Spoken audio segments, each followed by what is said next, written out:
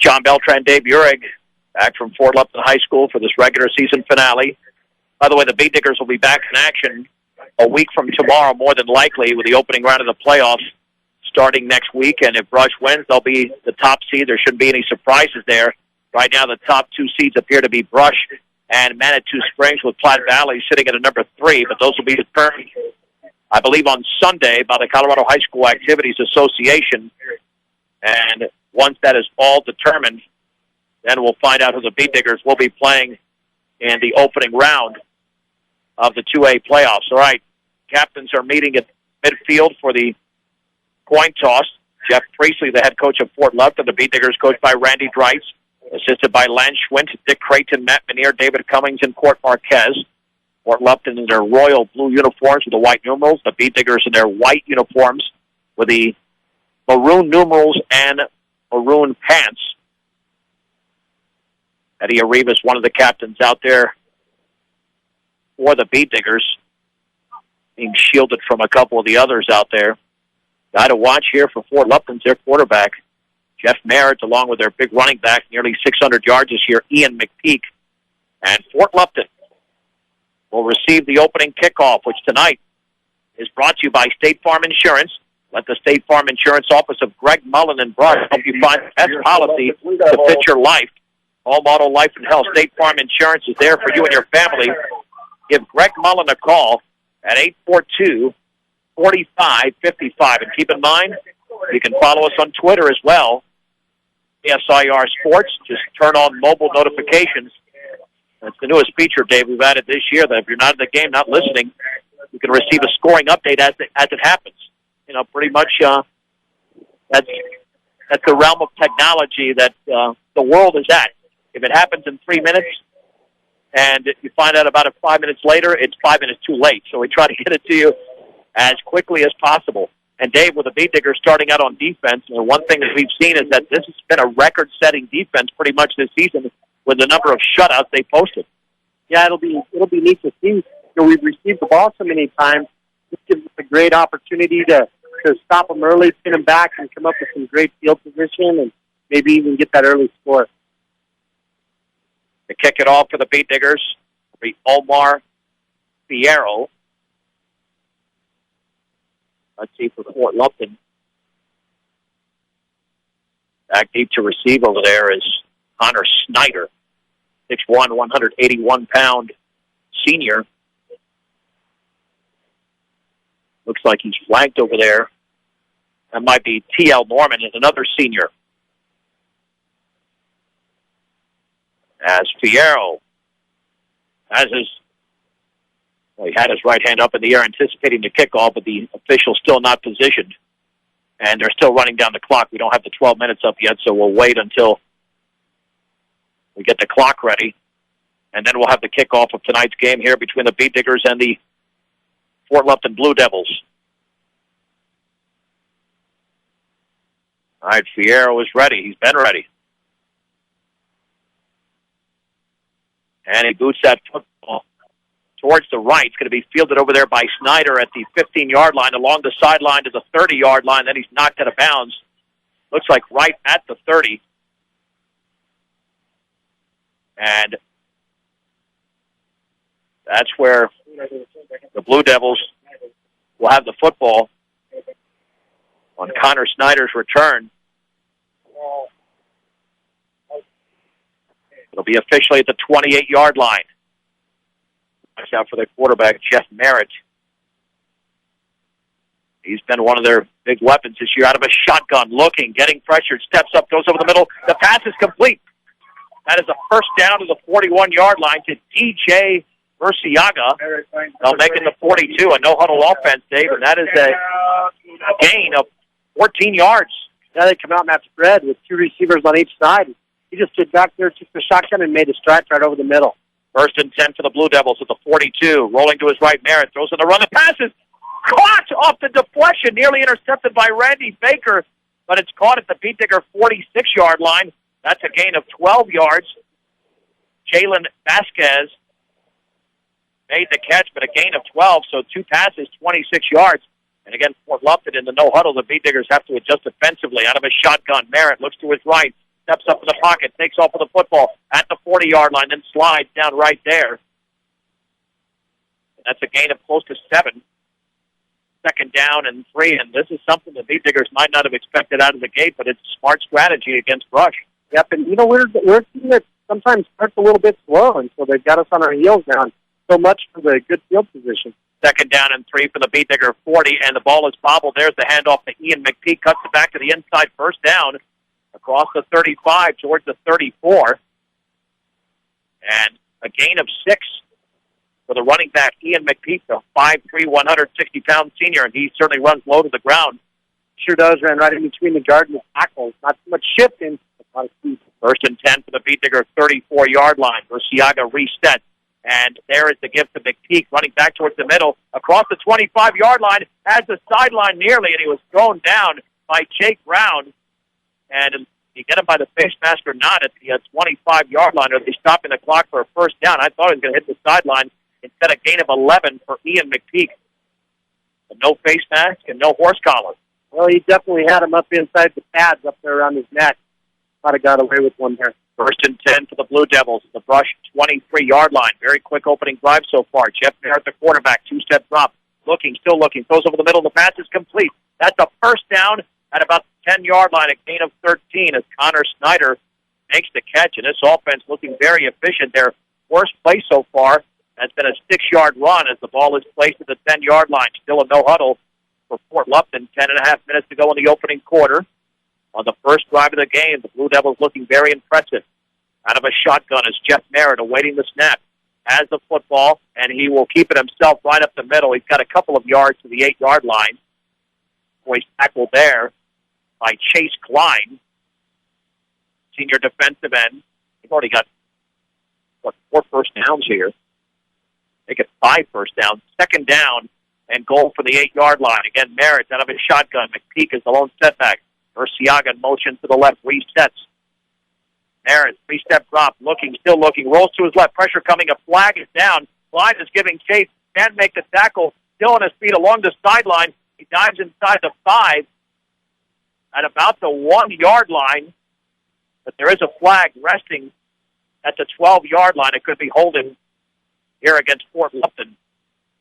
And the preliminary signal will be a block in the back. Against Brush? Signal block in the back, not holding there. Wow. Rarely see that call on defense, Dave. Yeah, because it was thrown right there, in the middle of that line area. So usually, if you're inside that trench there, they're not going to throw that penalty. Well, it is declined. See where that ball is placed, Dave. That ball at the 1. Yeah, it looks like at the 1, a gain of 7. There for the quarterback, Merritt. So that ball looking like it's either 3rd and goal at the 1 or 3rd and 1. I think they can still get a 1st down. But he's still out of a shotgun. Merritt awaits the snap, and there's a flag down, hands it off on the left side, a touchdown. However, the play was stopped. Ian McPeak ran into the end zone. And let's see what that flag is all about. Illegal procedure against Fort Lupton. And that's a killer because if the Beat Diggers can stop them, this could be a backbreaker here. We've seen the Brush defense, as you mentioned earlier. They had tense a little bit this season, but they haven't broken too much. Yep, they got to be a little bit shocked. Fort Lupton coming up, running that option. The quarterback just stands back there and leaves the ball in the belly of McPeak. He runs left, and then sometimes Merritt will keep it and run right. Where the Diggers just aren't paying attention to where the ball's at. 3rd and 5 from the 6-yard line. And rolling to his right is Merritt, still rolling. Pressure coming, trying to run out of it. Along the sideline, tackle from behind by Clay Shaver. And there's another flag down, or is it down? Yeah, there's another flag down, or was it picked up? I think it was a yellow shoe, a loss of 4. Didn't I see a flag out there? Did you see one, Dave? Yeah, I thought it was a flag too, but I think it's the bottom of somebody's shoe. Yeah, anyway, a loss of 4. And it's 4th down and 9 to go at the 10-yard line. They get a 1st down at the inch line. So credit the Brush defense. Again, this has been their mantra all season. When they don't play solid defensively, somehow they keep teams off the scoreboard. 9:26 to go in the opening quarter. And they're going to be going for it. Merritt out of a shotgun. Receivers to the left and right. Back to throw is Merritt. And hold on, now they're going to call a timeout. A timeout right before they went to that play. We'll keep it right here. Hometown service at a higher plane, High Plains Bank. Visit the friendly staff at 502 Central Avenue in Wiggins for assistance in opening a loan, equity line of credit, or checking account. See what over a century of customer service can do for you at High Plains Bank in Wiggins.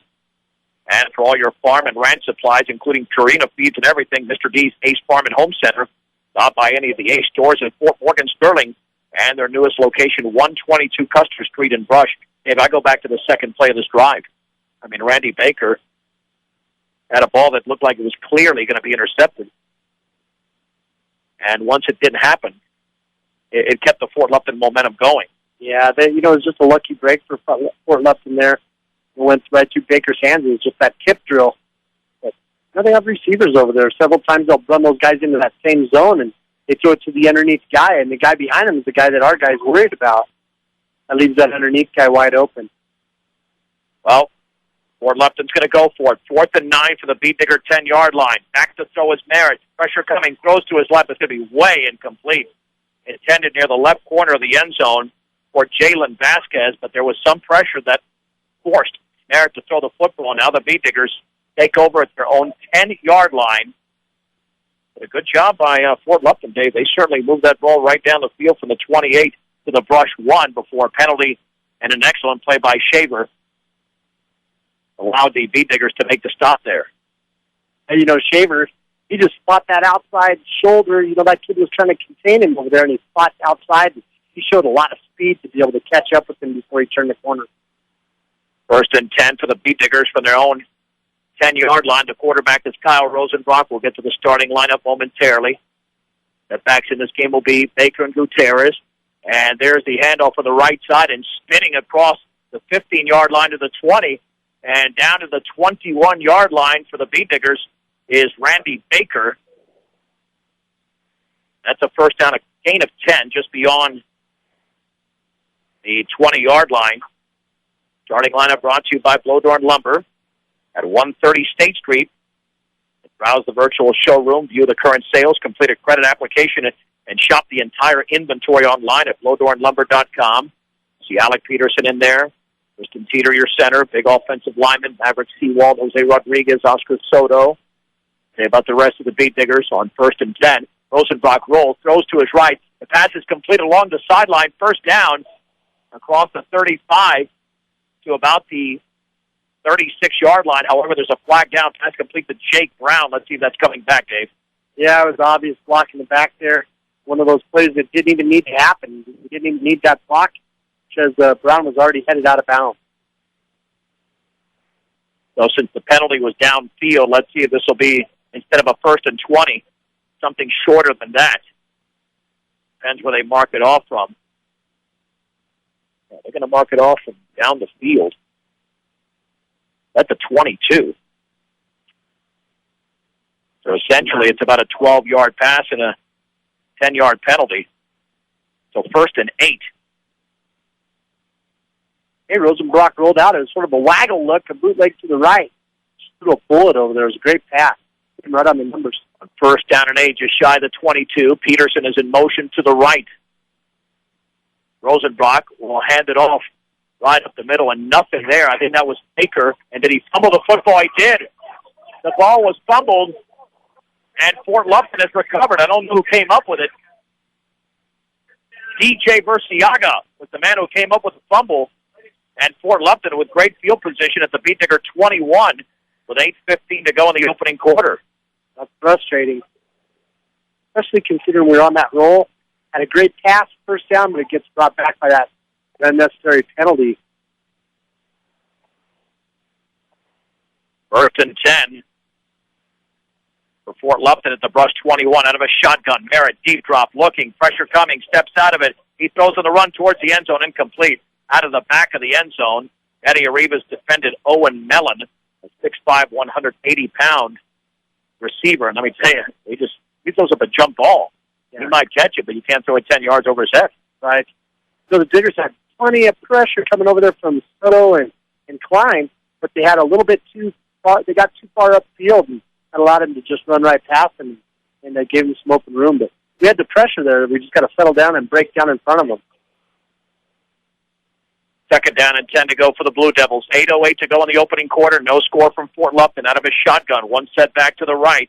And there's the give to McPeak. He breaks out of a tackle, but then not out of a second one. He's going to get a couple of yards to the 20-yard line and driven back by several V-diggers, including Oscar Soto, comes away with a football, but no fumble. It'll be third down and 8 to go for Fort Lupton. Yeah, we just had some good coverage there. Seawald almost caught us from behind. He just couldn't dive fast enough to get him by the ankle. The ball just inside the V-digger 20-yard line, and third down and 8. Again, a spread offense out of the shotgun. Man in motion to the right. Merritt looks to his right, throws it out in the flat. The pass is caught, I should say, but a gain of 4 to the 16-yard line. Caught over there by the underneath man, who's still not down. Wow. That was quite a tackle to be made there. Jalen Vasquez. They should give him forward progress to the 17, a gain of 3. So it'll be fourth down and 5. Once again, 4-down territory for Fort Lupton. Peterson did a great job of breaking down there, and not just running up there and diving and making an arm tackle. He broke down, waited for Vasquez to make his move, and then he tackled him. With all those other guys that flew in there, they needed to go for his legs. Fourth and 5 from the 17-yard line. They're going for it. And there is the play action, looking to throw, rolling to his left. Soto coming from behind, throwing in the run, wide open, incomplete. Off the right hand of the intended receiver, Vasquez. There is a flag down that might be a hold against Fort Lupton. It will be, and the Beat Diggers will decline it. A second stop on downs by the Beat Digger defense, and that was really made by Oscar Soto. Yeah, it was great pressure. Great pressure. But we got lucky, too. It's a good thing for the hold, and it's a good thing that ball wasn't on the money because the kid had our cornerback beat. We went within 5 yards of him. Oh, Vasquez was wide open. But because of the pressure, he had to throw off his back foot. And that created an issue. So the Beat Diggers have it first and 10 at their own 17-yard line. They've had nothing but bad field position here in the opening quarter. But the Beat Diggers are a big play offense. Let's see if they can work their way out of it. 3 in the backfield. Rosenbrock barking out the signals. Baker, Gutierrez, and Peterson. There's the gift to Baker along the right side, and he doesn't have much. I don't think he's got anything. Maybe a yard to the 18-yard line before he was stacked up over there by E.J. Versiaga.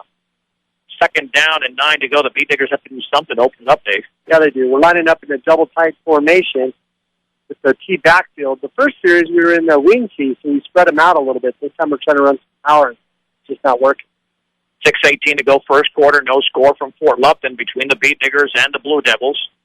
This is Brush's second possession. They fumbled on the first possession, and Fort Lupton was unable to capitalize. From the 18-yard line on second down and 9, Rosenbrock is going to hand it off along the left side and breaking a tackle, but not another one is Randy Baker again, and he's only got a yard. And he was swallowed up.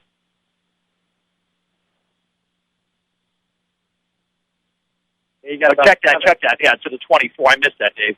Yeah, he picks up 6 yards in the play. So that time we came out in that wing T, so we're in a 400 formation, blue in the backfield, and then they twisted things up a little bit, ran that crossbuck action with that 30 series, and really opened things up. So he does gain 6, third down and 3. I'm looking through a lens here that had me off track. Third down and 3 for the 24-yard line. Rosenbrock's going to roll to his right, throw on the run. The pass is caught. First down by Brown along the right sideline to the 40, and Jake Brown with a first down for the Beat Diggers. And an excellent play by Brush. It's a gain of 16 before he's ridden down near the right sideline. 28 yards now for that combination. Wide open. The Fort Lupton cornerback was good 5 yards away from him. Brown just ran over to the sideline, made the pass. I'll tell you what's impressive about Jake is when he catches the ball, he really turns it on. He explodes. Well, Dave, that might have been an incomplete pass about 4 or 5 weeks ago, but this passing game has really flourished for Brush. First and 10 for the Beat Diggers at their own 40-yard line. There is the pitch left and running room for Gutierrez. Along the left side of the 45, breaks out of a tackle. He's inside of Fort Lupton territory, and down at the 40-yard line, might have got the 39. And another nice gain there for Mikey Gutierrez. This one a gain of 21. Looks like there's a flag sitting at the 43-yard line. Yeah, I was told that's going to go against Fort Lupton because we didn't have any other diggers in the area except for Gutierrez, who was running the ball. Sideline warning against Fort Lupton. But again, Gutierrez with a gain of 21, and now the Speed Digger offense looks like they're going in the right direction, Dave. Well, if our receiver would have picked up one more block, he'd have been off to the races. Our receiver turned around, he was going to make the block on the guy that was pursuing him, so he was going to try to catch him from behind, and Mikey already had that kid beat. We needed a block upfield. Under 5 minutes to go in the opening quarter, no score, but the Beat Diggers started to drive on their own 17. Now they're at the Fort Lupton 39. Baker and Gutierrez remain in the backfield. The receiver to the right is Jake Brown. He's caught 2 passes already. Rosenbach on the pitch right to Gutierrez. Puts it back to the middle to the 35-yard line. He's down right there. But Gutierrez made something out of nothing. Tackle made by DJ Burciaga. Gain of 4, 2nd down and 6 to go for the Brush Beat Diggers, and coming up is the 6th play of the drive. He kind of gave up on that sweep as he cut back up inside of the pursuit of the defensive end of Fort Lupton, and then he tried to cut it to the outside end, but once he cut it back, that allowed those linebackers of Fort Lupton to close in on him. 2nd down and 6 to go for Brush at the Fort Lupton 35-yard line. Along that right hash mark. In motion to the left is Peterson. Rosenbach will hand it off to Baker right up the middle, and he spins his way inside the 30, very close to a first down as they throw him back down at about the 29. I think he's going to be a tad short. Yeah, he'll be a little bit short. We'll call it a gain of about 6, but it's 3rd and less than a yard to go. Yeah, we come out in that 400 formation again. 2 plays ago, a quick pitch left, then a quick pitch. We take a quick pitch left and ran that dive up the middle. Very good play calling there by Coach Dreitz, as he's trying to put some of these things together and keep that defense off guard. 3rd down and less than a yard to go from the 29-yard line. In motion to the left is Nico Guzman. There's the give left side to Baker. He's got a first down easily inside the 25 to the 24. It's a gain of 5. As the Fort Lupton tackle was made by Eric Ben Majed, a sophomore. Rush has now picked up 4 first downs on this drive. They have mastered long drives this year. Their longest being a 99-yarder, as far as you can go. 3 minutes to go, opening quarter. No score in Fort Lupton. 1st down and 10 for the Beat Diggers at the Blue Devils' 24-yard line. The receiver to the left this time is Brown. The backs, Baker and Gutierrez, are split. Handoff. Baker, left side to the 20. He's got running room to the 10, to the 5. A touchdown for Randy Baker. Number 24 goes for 24. Rush 6. Fort Lupton nothing. It's just a beautiful play. Rush came out in that 300 formation. They were in a blue setup in the backfield. We just ran that 20 series again, and I think Fort Lupton might have overcompensated over to our tight end side and put their strength over there when they probably should have stayed with their strength on their slot side. Javier Munoz will attempt the extra point for the Beat Diggers off the hold of Ryan Hirschfeld. Waiting the snap. It's down. The kick by Munoz is up. It's high enough, and that one is good. 2:48 to go, first quarter. Brush 7, Fort Lupton nothing on 1010 KSIR and KSIR.com. The Beat Diggers grab a 7-0 lead. Randy Baker with a 24-yard run, 83-yard drive in 4 minutes. A deep kick taking at the 9-yard line across the 15 to the 20. And there's a seam to the 40-yard line. Kyle Rosenbach's going to have to get him down, and does at the 41-yard line. Colton McCutcheon with a long return there for Fort Lupton. He nearly broke it, but Kyle Rosenbach was able to make the play, and the Beat Diggers have been very good on special teams this year, but that was not the case on that play. And that went for 50 yards on the return. I'm not sure our kickoff team was ready. As when he kicked the ball, he had a short approach. He didn't take a very big run at it. And I noticed a couple of the kids, they didn't take off running until long after he kicked it. So they had a 5 yards behind the line start. 1st and 10 for Fort Lupton at the Brush 41. Merritt out of his shotgun. Has the football, goes right through him. He's going to have to pick it up on a bounce at the 42-yard line, roll to his right, throw on the run. That's going to be incomplete. In fact, Jake Brown was the closest player to the ball, and he's a Beat Digger, intended over there by Owen Mellon, but a nice job of Merritt throwing it away. If not, he could have taken about a 10 to 15-yard loss. Well, it was a heads-up play by Merritt, that's for sure. took a bad snap. Diggers had some good upfield pressure again, though, from Seawald and Soto right there in the middle. Boy, they're bringing it. Now we just gotta try to hope Shaver and Klein can keep some of that containment out there. That's a hard thing to do. Second down and 10 for the Blue Devils. Deep drop, setting up a screen. The throw out to the left is caught by McPeak, and he breaks one tackle. The ball is fumbled at the 37-yard line. I think the Blue Devils jump back on it. It'll be a gain of 4. Third down and 6 to go, and the Beat Diggers nearly came up with a turnover there. Yeah, that was a close one. It was a good call, that screen. The Diggers did a good job of breaking down right in front of him. Just had some arm tackles. You saw one of our Diggers back there laying on his belly. He left his feet when he tried to make the tackle. So the football placed at the 37-yard line. Third down and 6 to go. A minute 50 to go in the opening quarter. Brush 7, Fort Lupton nothing. On an 8-play, 83-yard drive capped off by Randy Baker's 24-yard run along the left hash mark. And I think Fort Lupton's going to call another timeout. They do with a minute 39 to go, and we'll keep it right here. I tell you, this Fort Lupton offense, they're challenging this Brush defense. Sure, they're keeping us off guard. That time they were getting ready to come out with trips on the left side in the spread formation. Quarterback in that shotgun, and he's already shown he can throw the ball pretty well. And they're catching us off guard as we get too much pursuit upfield.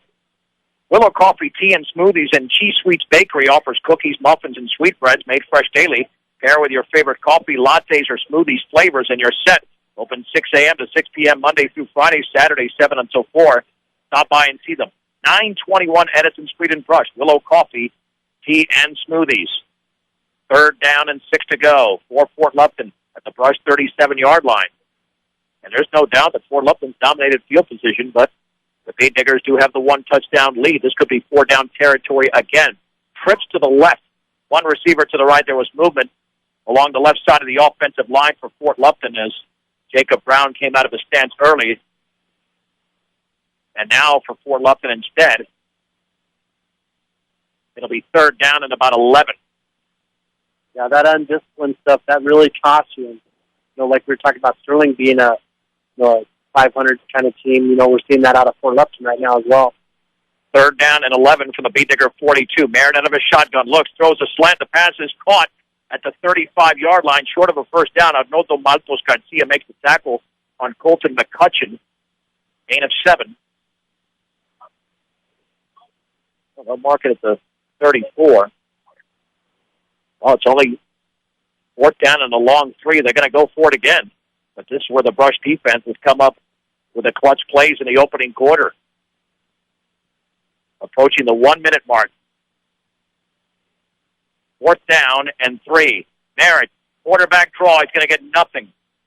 In fact, he's going to lose a yard. Oscar Soto read it perfectly, as did Maverick Seawald. A loss of 1, and the Beat Diggers have the football back at their own 35-yard line with 56 seconds to go in the opening quarter. I'm not sure what Coach Craich had called on that, but he called a squeeze down there. He sent those guys in the middle, and they definitely closed in on that quarterback.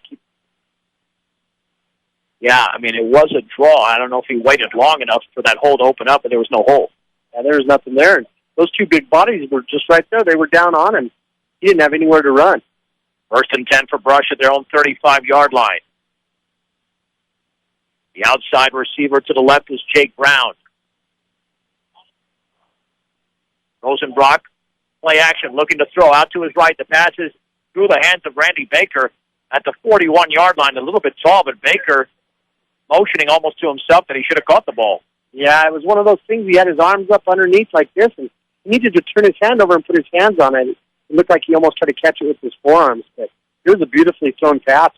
You can bet the Diggers are throwing the ball because Fort Lupton's got 6 guys up there on the line of scrimmage and 3 linebackers, and they don't have any DBs back there. So the coaches are smart enough to start throwing the ball like crazy. Second down and 10 for Brush at their own 35-yard line, leading 7-0 inside of a minute to go in the opening quarter from Fort Lupton. More than likely they'll run this play. That will be a run to Mikey Gutierrez. Breaks out of an ankle tackle across the 40 to the 43 as he backed his way into a Strasburg, or check that, a Fort Lupton defender. The gain of 8, third down, and a long 2 to go. So again, they had 9 guys up there in the box, a guy that wasn't really even a free safety. He was basically playing straight across from our tight end. Then the other guy was a corner out there on our wide guy. I'll tell you what, if they're going to put guys in there like that, the Diggers can run the ball, and all they have to do is get one broke tackle, and we're going to be off to the races. And here we go again, no free safety. 3rd down and 2 to go from their own 43-yard line. With 5 seconds to go in the opening quarter. Rosenbrock handoff up the middle, first down across the 45 to the 47. The gain of 4 for Mikey Gutierrez. That's the end of the opening quarter. Rush 7, Fort Lupton nothing on 1010 KSIR and KSIR.com. The Bay Diggers lead the Fort Lupton Blue Devils 7-0 as we head to the second quarter in Fort Lupton. John Beltran and Dave Uhrig in this regular season finale. Fort Lupton really was out playing brush for much of that first quarter, but the Bay Diggers came up with every single clutch defensive play, and now they're looking to extend the lead. 1st and 10 at their own 47-yard line. In motion to the right is Alec Peterson. Rosenbrock on the pitch right. Gutierrez will speed to the outside of the 50-yard line, and then is going to carry a defender, and it's knocked out of bounds at the 45. That was pure power by Gutierrez as the tackle was made by Zach Garcia, but he made a 3-yard gain into a pickup of 8. Right. We just didn't get the blocking again from our receiver out there on that side. Mikey had to do it mostly himself. But you could see the Diggers come out in that 600 formation, spreading the Fort Lupton defense out. It's really opening things up. 2nd down and 2 to go for Brush at Fort Lupton 45-yard line. Peterson is out. Jake Brown, the receiver, to the left. On the inside slot is Nico Guzman. One setback, that's Mikey Gutierrez. Does he get the handoff? No, Rosenbrock. Back to throw, pressure coming up the middle. He runs to his right, and now he's going to reverse his field, and he stepped out of bounds. That will go as a sack. He's going to lose 6 yards in the play. Yeah, he should have probably just thrown it away, Dave. He really didn't have any running room. Yeah, and he got right up there to the line of scrimmage. I'm not sure. I don't know if he was sure if he was past the line or not, but I think that might have been why he pulled it down. Yeah, no, he wasn't past the line. It's just that I think he was trying to buy some time. But unfortunately, it didn't work out for him. It's 3rd down and 8 to go for the Bee Diggers at their own 49-yard line. And they with only 51 yards to go. This is 4-down territory for sure for the Bee Diggers, unless they lose yardage on this play. 2 receivers out to the left, 1 to the right. Gutierrez, the lone setback. On 3rd and 8, Rosenbrock back to throw over the middle, and that is incomplete. Over the outstretched hands of Jake Brown. 4th down. Been a few games since the Bee Diggers punted, Dave.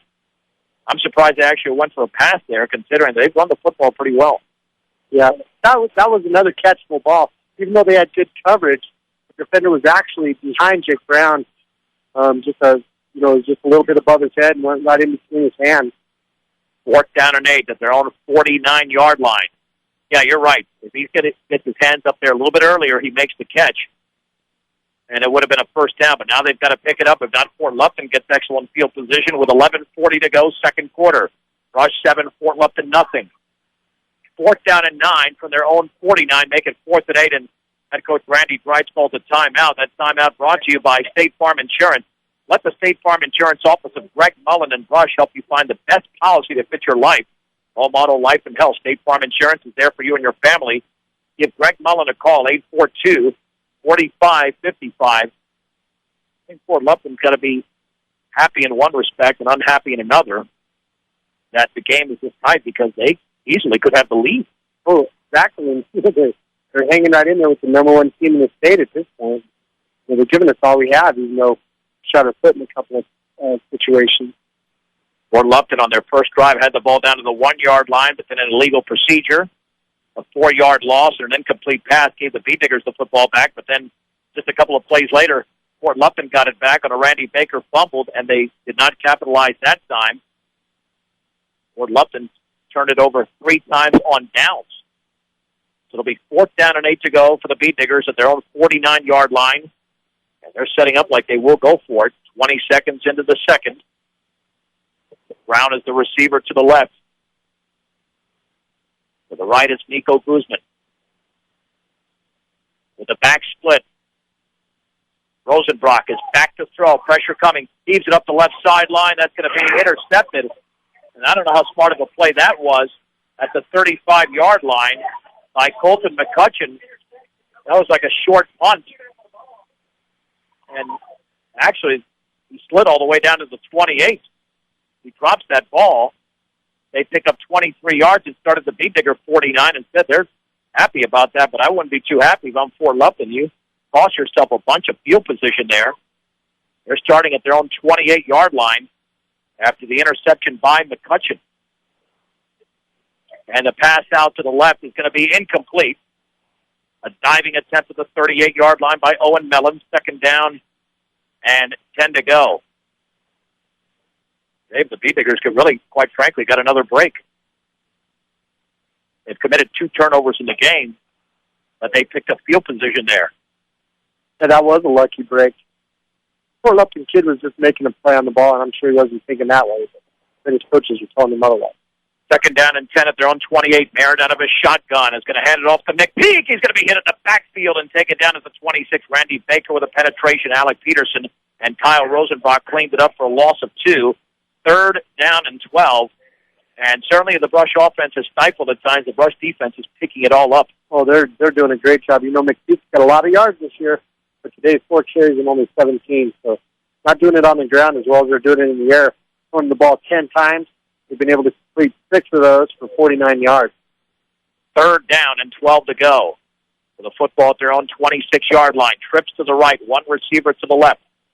Jeff Merritt out of a shotgun has the football. 2-step drop, pumps, looking deep towards the middle, and it's going to be knocked down, nearly intercepted by Jake Brown at the 46-yard line. And it was intended for Connor Snyder, and Fort Lupton will have to punt 4th possession, but only the first time they're punting in this one. Yep, we got a good break there, and Jake did a good job with his coverage after that pump fake. He didn't fall for it. He stayed right with that receiver. Randy Baker has 1 punt return for a touchdown this year.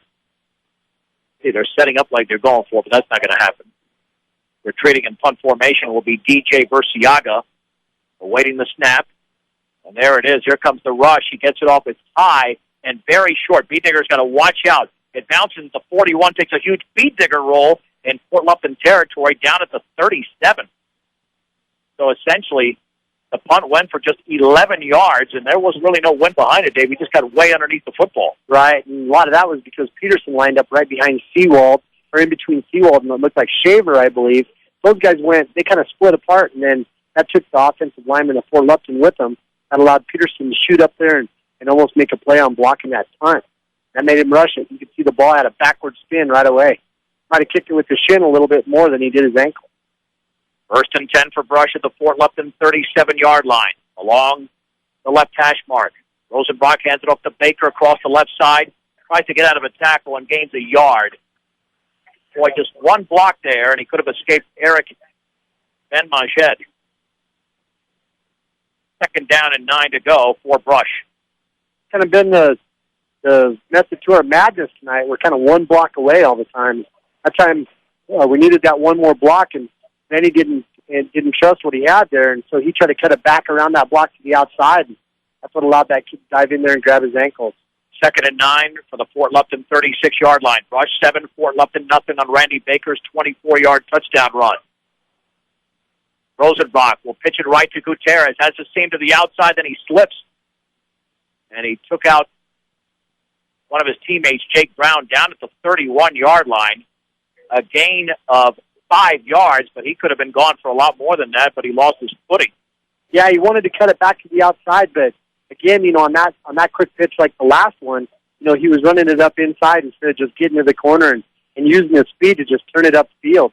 He was turning it upfield a little bit too early, and then he realized his mistake. He tried to cut it back to the outside and kind of slid, tackled Brown from behind. Third and 4 for the Fort Lupton 31-yard line. Rosenbach pitches left, and there's running room for Gutierrez. Cuts it back to the 25. First down, still on his feet. Breaks a tackle, and Gutierrez might be gone, and he's going to be tackled. Is it in the end zone? Touchdown! Touchdown for Mikey Gutierrez. Grabbed from behind at the 1, but he fell over the goal line. And the Beat Diggers get a 31-yard run by Mikey Gutierrez with 9:10 to go before the break. Rush 13, Fort Lupton nothing. I think the coaches realize, trying some of those other plays. The one play that's worked all night is that quick pitch right and quick pitch left. And you can bet they're going to stick with that now until Fort Lupton was able to stop it. That was a drive that took 1:28. The extra point to be attempted by Javier Munoz off the hold of Ryan Hirschfeld. Awaiting the snap. There was some movement, no flag. The kick is up. That's a beauty. It's good. 9:10 to go, second quarter. Brush 14, Fort Lupton nothing on 1010 KSIR and KSIR.com. 3 plays, 37 yards. Mikey Gutierrez scores from 31 yards away. A drive that took 1:28. Brush leads 14-0. And then the kickoff went out of bounds by Fierro. And instead of taking it at the 35, the Beat Diggers will re-kick. And Fort Lupton's had good field position all night. And they also know, Dave, that on the last kickoff, McCutcheon broke it all the way to the Brush 41. So now they've got to kick off from the 35-yard line. Dave, I think this is strictly a sign of how good the Beat Diggers are. They're not close to their A game tonight. They lead by 2 scores. Yeah, it's working, but you can tell their brain's not in it. On that kickoff, we only had 10 guys out there. It took forever to get one of our guys out there that's supposed to be on that kickoff team. Guys just aren't, fully in the game. Sometimes that's hard to do, looking forward to those playoffs so much, and they've been looking forward to the playoffs for a long time. And Munoz will kick it off this time, and this is a high, short kick. It will bounce at the 35. It's a loose ball, but Burciaga's got it, and he's down after leaping very high for that football at the 33-yard line, and that was rooted very nicely by Munoz, but if a Beat Digger gets up there, they've got the ball. Yeah, that was a nice kick. It was really high. It was within probably 5 or 6 yards of the Blue Devil sideline over here, and that ball bounced 5 yards up in the air. He really had a jump to come down with it. 1st and 10 for Fort Lupton at their own 33. They're back to the shotgun formation. 2 receivers out to the left, 2 to the right. They are really spread out. They're utilizing every ounce of the field. Those receivers are almost on the sideline. Aaron awaits a snap. 2-step drop, looking over the middle. Rolls to his left. Has running room across the 35 to the 40-yard line. Knocked out of bounds at the 41 by Kyle Rosenbrock. Well, that's a gain of about 8, second down, and 2 to go for Fort Lupton. Again, just struggling at our defensive end position over here. Our defensive end just giving up that outside contain and just not really doing a good job of reading that block. You've got to read that. That's a pass block, and then he's got to know the quarterback's going to roll outside. Hand off McPeak, left side, trying to find some running room. He's got about a yard. Maverick Seawald makes the tackle at the 42, 3rd down and less than a yard to go, but could have actually lost a yard or two, Dave. Beat Diggers had penetration, but that cutback allowed McPeak to advance for a yard. Yeah, and that's on our defensive end.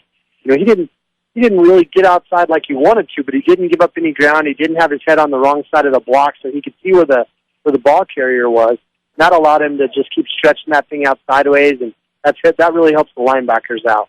3rd down and 1 for Fort Lupton at their own 42-yard line. Brush 14, Fort Lupton nothing. Randy Baker and Mikey Gutierrez with 24 and 31-yard touchdown runs respectively. There's a snap handoff McPeak left side, and boy, right at the 43-yard line, driven back hard by Rosenbrock. They might have to measure. He's got a yard. Is it good enough for a 1st down? And Rosenbrock really laid out the wood, as they say. Yeah, he peppered him. But again, our defensive end over there, Rodriguez, he did a good job. He crossed the blocker's face, stretched it out a little bit, held his ground, and then that's what stopped that blocker from getting out there and blocking Rosenbrock as they led with that pulling guard. All right, we'll find out if the Beat Diggers are going to be facing a 4th and inches or a 1st down for Fort Lupton at the 43-yard line as they stretch out the sticks. And the Blue Devils are going to have a 1st down. With 8:19 to go in the second quarter. Yeah, the Beat Diggers can do what they did last week against Sterling, score before halftime. After holding Fort Lupton, they received the second-half kickoff. Then we could be looking at more separation on the scoreboard. 1st and 10 for the Blue Devils at their own 43-yard line. First Beat Diggers score of the game tonight brought to you by MMI International. 842-5161. They outperform their competitors hands down. Before your next mixer or feeder truck purchase, compare the MMI design, craftsmanship, and service, MMI International. And before the players run illegal procedure against Fort Lupton, that football's back at the 38-yard line, 1st down and 15. And that's probably the biggest penalty of the game is when they went to the procedure on Third down and less than a yard to go from the 1 yard line. More movement there, and I think that was against Fort Lupton. Yep. 2 times false starts, 2 plays back to back. Costly mistakes. I'll tell you what, that was a tough one there. That's familiar from last week. And Sterling had 5 false starts in the opening quarter. First down and 20 for the Blue Devils at their own 33-yard line. The first quarter moved quickly. The second quarter a little bit slower. One receiver to the left, that's Owen Mellon. Trips to the right. One setback, that's Ian McPeak. Out of the shotgun, Merritt rolls to his right. Pressure coming back to his left. He's still getting pressure backside by Rodriguez. Throws on the run. Pass is going to be incomplete. Oh, Burciaga nearly had it at the 35-yard line as Peterson was there. It went through Peterson to Burciaga. If he catches that football, I think he's gone. Yeah, he was going to be gone, that's for sure, but he just took his eyes off it. It was one of those things where it was the hardest pass to catch because he was so wide open. But again, we're giving up that outside containment with our defensive ends. We're not able to keep him in the pocket. Our 2 big inside guys, see, while they're chasing him out of there, we got to have some guys on the outside to turn him back in. Second down and 20 for the 33. Merritt to throw, pressure coming, throws on the run, passes, caught along the left sideline of the 40 and knocked out of bounds at about the 47-yard line as Randy Baker put a big-time hit on Jalen Vasquez, who essentially tipped it to himself. It's a gain of 14, 3rd and 6. Yeah, we had coverage on it. Rosenbrock had him covered. It was kind of a tip, and I think Rosenbrock thought that he dropped it, and so he kind of slowed down and let him go, and then the kid took off running. You'll see Kyle do that again. 3rd down and 6 from their own 47. They've got to get to the Beat Digger 47. 2 receivers split each side. Merritt out of his shotgun. 3-step drop. Goes to his right, open. The pass is caught, but short of a first down as they drive back. The receiver over there along the far sideline, Jalen Vasquez, at the 49. It's a pickup of 4, but 3rd down and a short 2 to go. Make it 4th down and a short 2. Yeah, 67 yards now, 14 passes. Fort Lupton's passing attack doing pretty well. Yeah, it's definitely a short 2 or a long 1. And is Fort Lupton going to call their 3rd and final timeout? They do. Yeah, this is huge because if they don't pick this up, the Beat Diggers have very good field position with 7:04 to go before halftime, already leading 14-0. Dave, another case where Beat Diggers have been bending but not breaking. I know we say that every week, but it just that's what the case is tonight. I'm sure when we get to the halftime numbers, Fort Lupton's going to have some fairly impressive totals. Yeah, Fort Lupton's definitely shooting themselves in the foot a little bit, and that's given us some help. But, we're creating those opportunities because of the pressure that our interior linemen are putting on that Fort Lupton offense. Well, you look at the balance. They had nearly 3,000 yards of offense going into this game, just over 1,500 yards of passing, just under 1,500 rushing yards. You can't get much better than that if you want true balance. That's right. That's right. One-stop center for projects around your home, office, or yard with home improvement projects. Ackley Building Center, 1402 Mill Street in Brush, a one-stop shop for flooring, paint, tools, appliances, and more. 3rd down. Check it. 4th down. 4th down and a long 1. Just shy of the Beat Digger 48-yard line. Merritt in the shotgun formation has the football, hands it off to McPeak, and he's diving towards the marker. It looks like he's short. Boy, it's very close, but I think from this vantage point, they're going to mark him short. Rosenbrock with penetration. Dave, I think he missed it by a couple of whiskers. They're going to have to bring out the sticks. Yeah, there's no way from this vantage point that he got it. I don't know if you see it any differently. Yeah, we're looking right down the line. It's going to be close. If they got it, it's by the nose of the football, and that's it. Well, give McPeak a yard, but I don't think he's got the first down. They will stretch out the sticks momentarily, and if they don't get it, the Beat Diggers will have it just past their own 47-yard line, and it's going to be brush football. Yep. Well, that's a good 3/4 of a yard that they missed it by. So here comes the Beat Digger offense with 6:59 to go, second quarter, looking to extend a 14-0 lead. Yep. Here we go. Let's see what the coaches do. Those quick pitches were working that last series. Let's see if they come right back to it and maybe use that for their play action. 53 yards away from the end zone. They were 37 yards away and scored on 3 plays on their previous possession. 1st and 10 for Brush. Jake Brown is the receiver to the left. He's the only receiver in on this formation. Diggers looking to get that passing game going here as well. First down, Rosenbach hands it off to Baker, left side, breaks it of a tackle, and then dives to the 49-yard line. Way too much penetration. A block was missed. And Baker, quite frankly, was lucky to get 2 yards on the play because they had a defender in the backfield. Second down and 8 to go for Brush. But remember, they got 9 guys up there in the box, and they're blitzing linebackers. You only have 5 linemen. We're running that. We're in a 300 formation, so we only got 5 guys up there that can, 5 or 6 guys to make those blocks. Yeah. And they're sending 9 people. It's tough to do. That's a good point. Second down and 8 to go. From their own 49, Rosenbach, play action, looking to throw. He's got pressure, throws it up the left side. The pass is caught. Caught for a first down by Peterson. He kept 1 foot in bounds. An impressive throw and catch from Rosenbach to Peterson. That football down at the 34-yard line is a gain of 17 yards. Yeah, that was beautiful. Rosenbach kind of had to throw it off his back foot. He wasn't really able to really put a lot of muscle on it. So he had to throw it over his outside shoulder, and Peterson just made a really good adjustment on the ball, having to turn his whole body around towards the sideline to make the catch. He's got great hands, and that's why he's so good at baseball as a catcher. First and 10 for the Fort Lupton 34-yard line. Again, Gutierrez and Baker remain in the backfield. Rosenbach turns, hands it off to Baker across the left side to the 30, along the left sideline to the 20. Baker from behind is chased out of bounds. And then we got a late flag. I wonder if that's a late hit against Fort Lupton. As the ball is being placed at the 15-yard line, a gain of 19 for Randy Baker. And there were several flags thrown, so obviously it was pretty evident that there was a penalty committed emphatically by one team. This should be a personal foul, and it will be against Fort Lupton. Yeah, they must have had a late hit right there on the sideline. It's like we were saying, they're sending linebackers. They got 9 guys up there in the box, and all it takes is one guy to miss a tackle, and you're going to be off to the races because they didn't have anybody back there. They didn't have a corner or free safety to make the play. First and 10.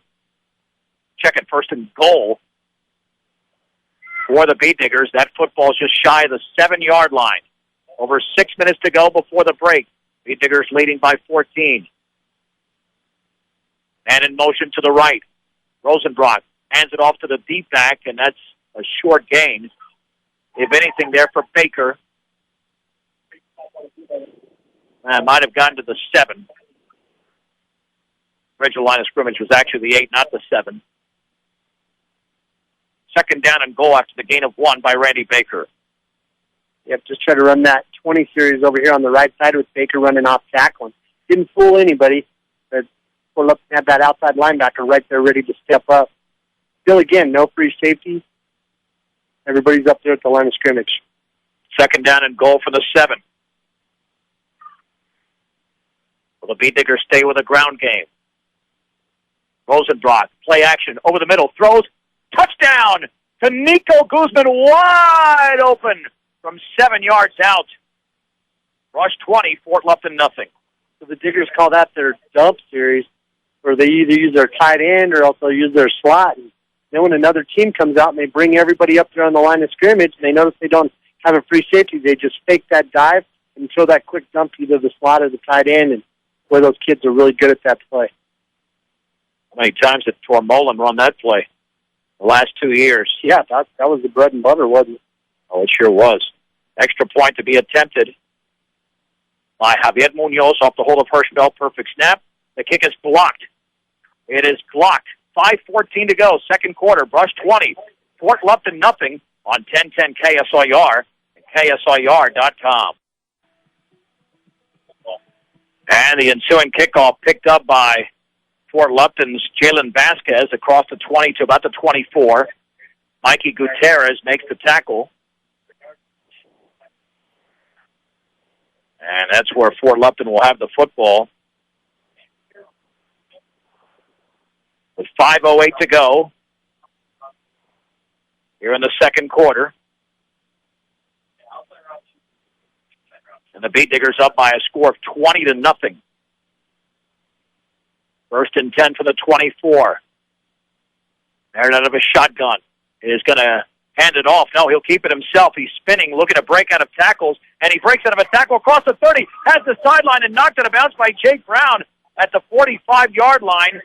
And I don't know how he was able to escape all that pressure. There was confusion in the backfield, and yet Merritt made the most out of almost nothing, a gain of 21. Just a lot of stopping and starting. I'll tell you what, Diggers were just missing, man. They were flying up there, leaving their feet, diving. He'd just stop and go, and he'd run right past them. Beat Diggers call a timeout. I think that's a good timeout, Dave. They look confused on defense there. Yeah, they definitely weren't ready for that. They just got to slow things down a little bit. Remember to play their positions. Their defensive end on this side again, just struggling to keep that containment, make sure that there's nobody getting outside.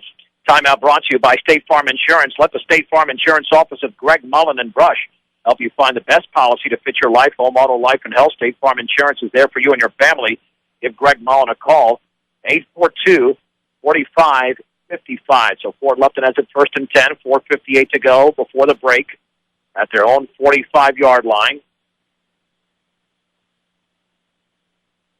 And the 3 different Beat Diggers score tonight. The senior Randy Baker and 2 juniors, and Mikey Gutierrez and Nico Guzman.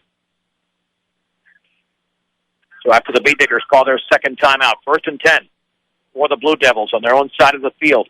Merritt is going to play action, looking to throw. Over the middle, the pass is going to be incomplete. Broken up beautifully by Jake Brown at the 39-yard line, intended for Colton McCutcheon. I think some fans wanted interference, but that looked like a pretty clean play. That was a great play. He did go over his back, but he didn't go over his back until the ball got there. And he used his right hand to just swat it out of his, right between his hands. He just swat the ball out of his hands and knocked it back upfield. 2nd down and 10 to go at their own 45-yard line.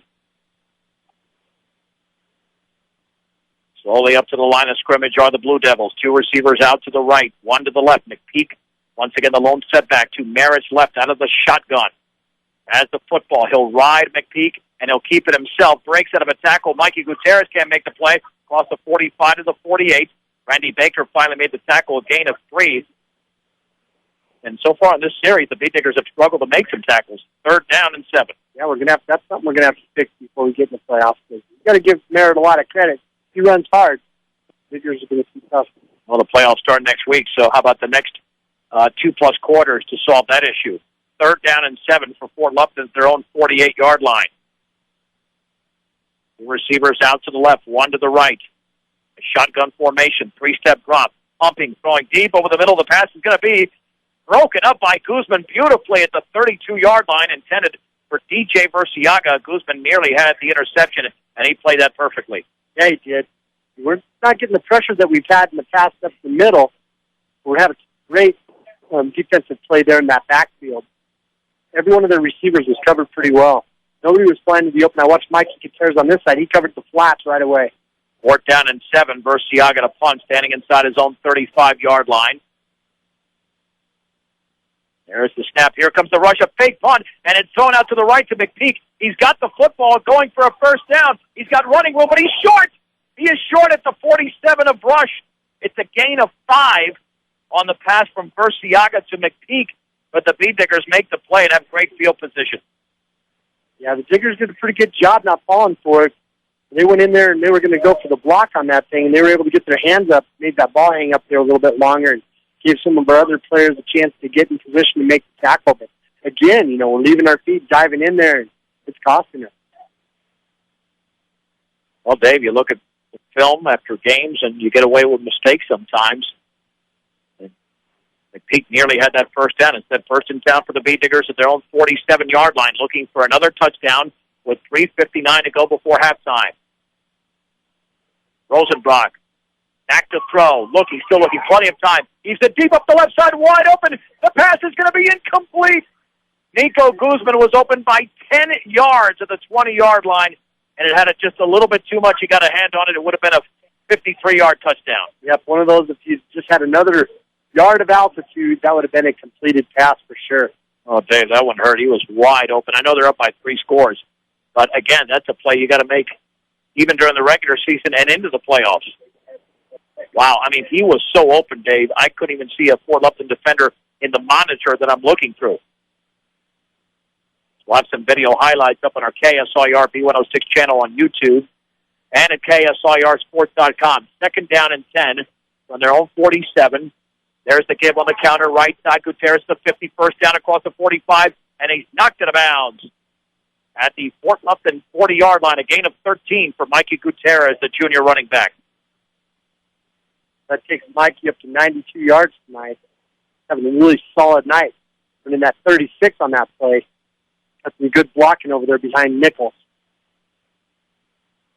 First and 10 for Brush at the Fort Lupton 40.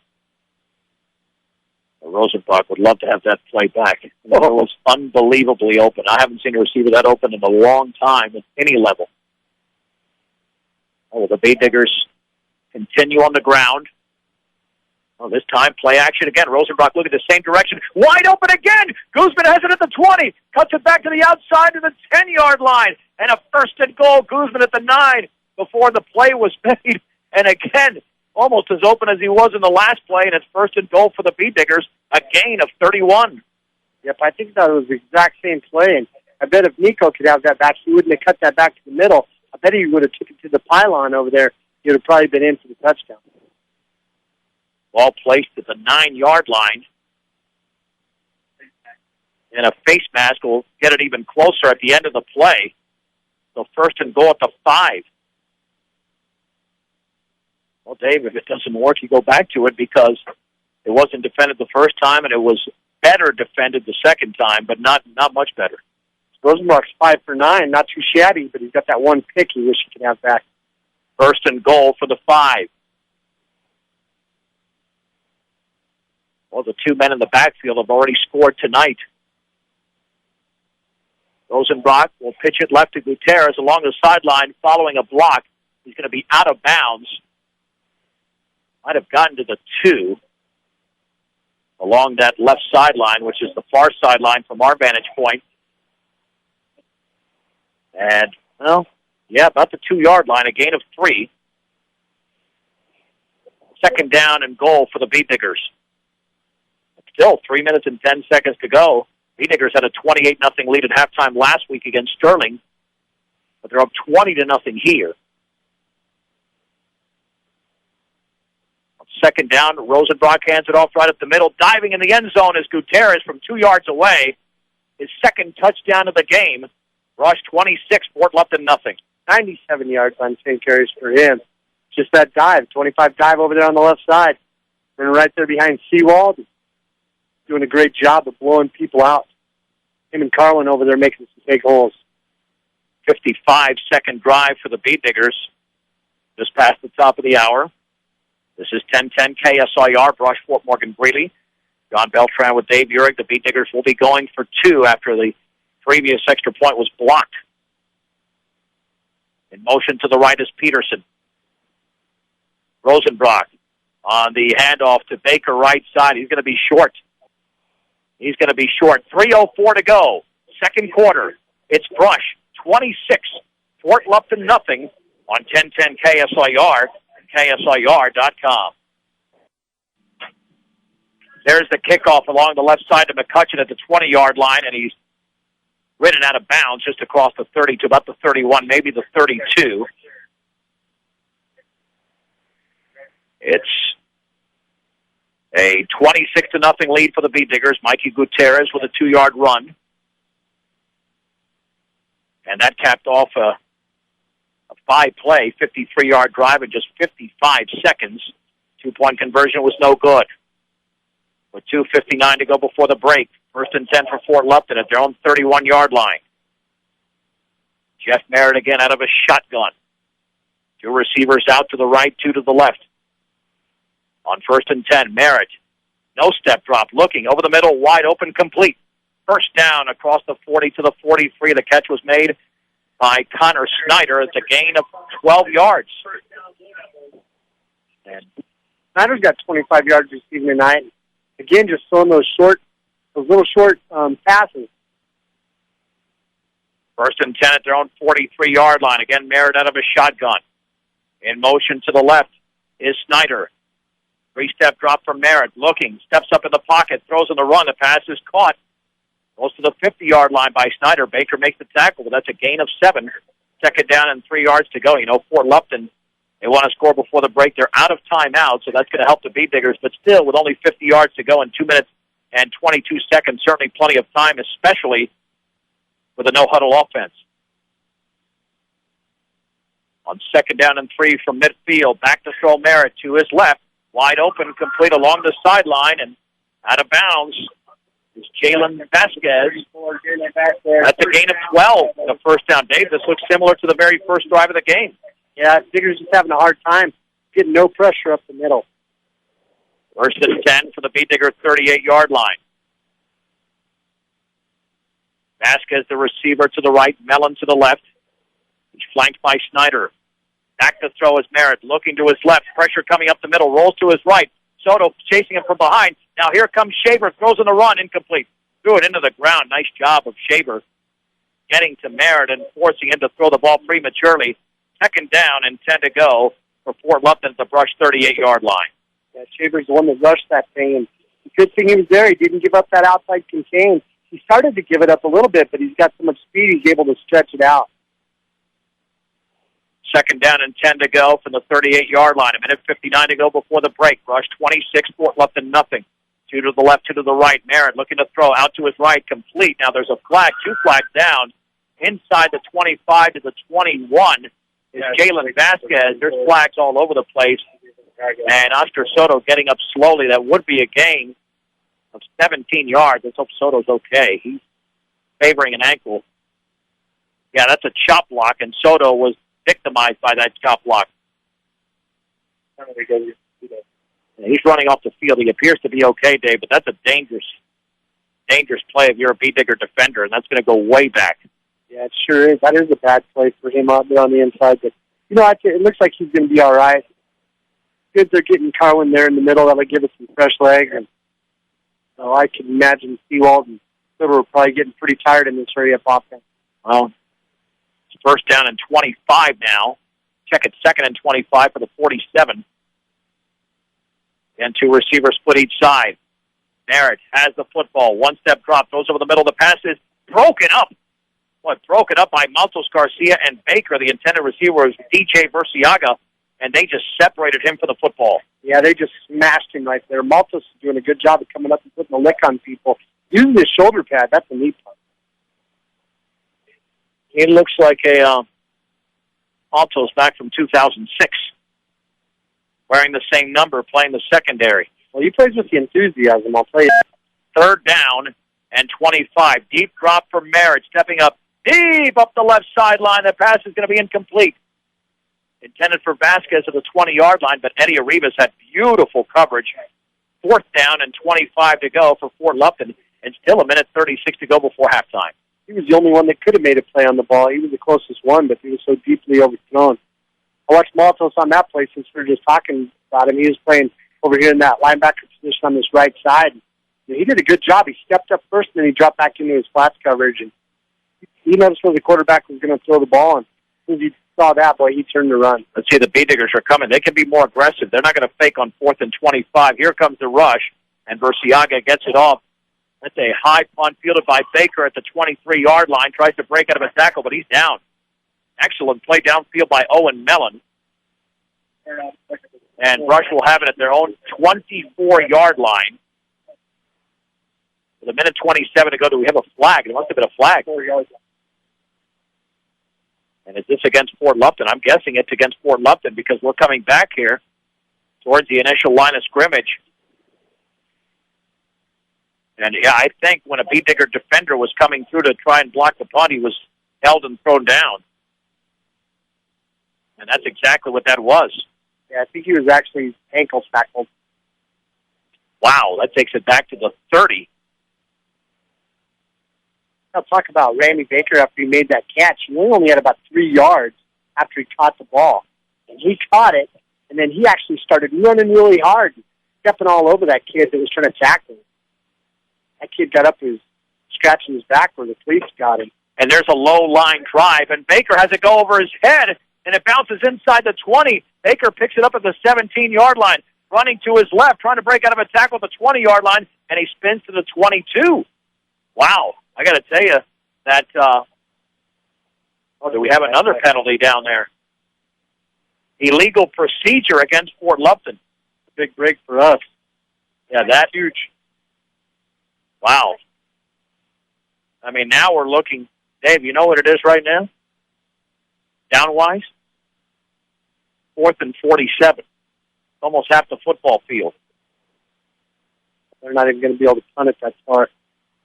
But we got to catch the ball. That's one of the things. We got to field that punt. Not let that thing roll. Because we've seen the kid punt it. He punts it, he gets the backspin. We lucked out and got like that 10-yard punt earlier in the game. And then that one, it had that huge forward spin. It hits the ground and rolled quick. Got to definitely try to field this thing. All right, from the 23-yard line.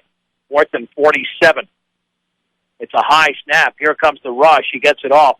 And this is the high, short punt. The Beat Diggers are going to get great field position. It'll bounce. Baker has it at the 50. Running to his left. He's down at the 47. Tackled over there by Arturo Carrasco. Talk about field position that Rush picked up.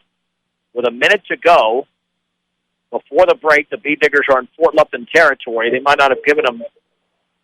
Oh, are they walking backwards to the Beat Diggers? No, they're at the 50. But he tackled at the 47. That looked pretty evident. They're moving the ball now. Yeah, that was odd. 1st and 10 for Brush at the Fort Lupton 47-yard line, and even 1 minute to go before the break.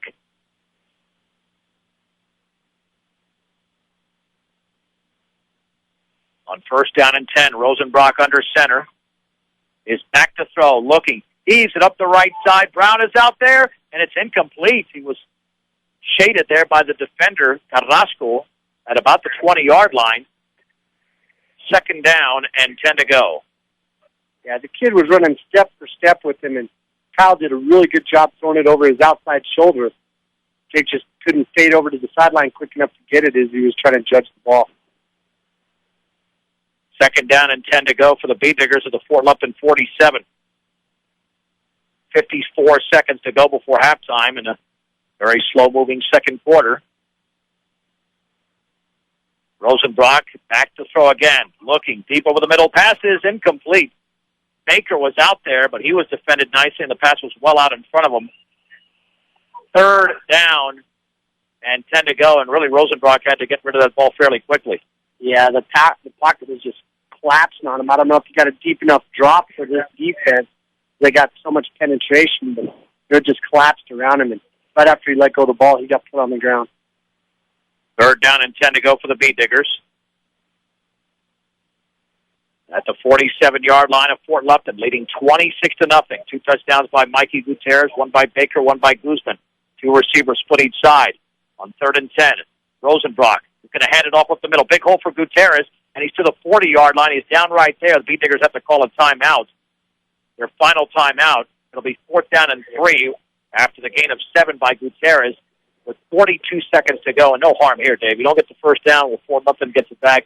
Beat Diggers receive the second-half kickoff. And, oh, no.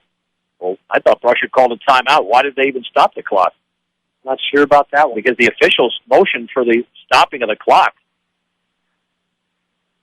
I don't understand that at all. Fort Lupton's got to be upset about that. 4th and 3 at the 40.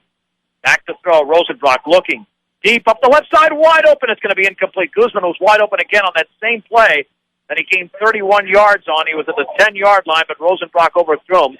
Beat Diggers turn it over on downs with 21 seconds to go before halftime, and Fort Lupton will have the ball at their own 40-yard line. Yeah, that's too bad because he was wide open. That was a touchdown right there. Now, the Blue Devils might have a couple of plays left in them because they have no timeouts remaining in the opening half. And you can follow all the updates, scoring updates, on Twitter at KSIR Sports. And turn on mobile notifications, and the scoring updates occur and are fed to you as they happen. Out of a shotgun, Merritt, 3-step drop, goes out to his left, pass is complete, and there's the pitch to McPeak up the left sideline to the 35-yard line. He's out of bounds. And there's a face mask against the Beat Diggers as the ball was caught by Owen Mellon. So about 10 yards to Vasquez. and 15 to McPeak. Bought a 25-yard pass play. And I believe that's they going the other way. I thought it was, no, they're waving it off. No face mask. No face mask. I thought that was going to be against the Bee Diggers. At 12 seconds to go before halftime, Fort Lupton still looking for points after the gain of 25. Trips to the right on first down and 10.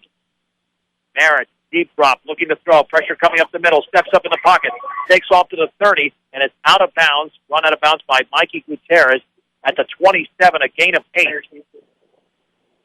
Now we have 6 seconds to go, more than likely the final play of the opening half. 52 yards on the ground for Merritt. Pretty good job running. He usually has all his success running over here to the left side.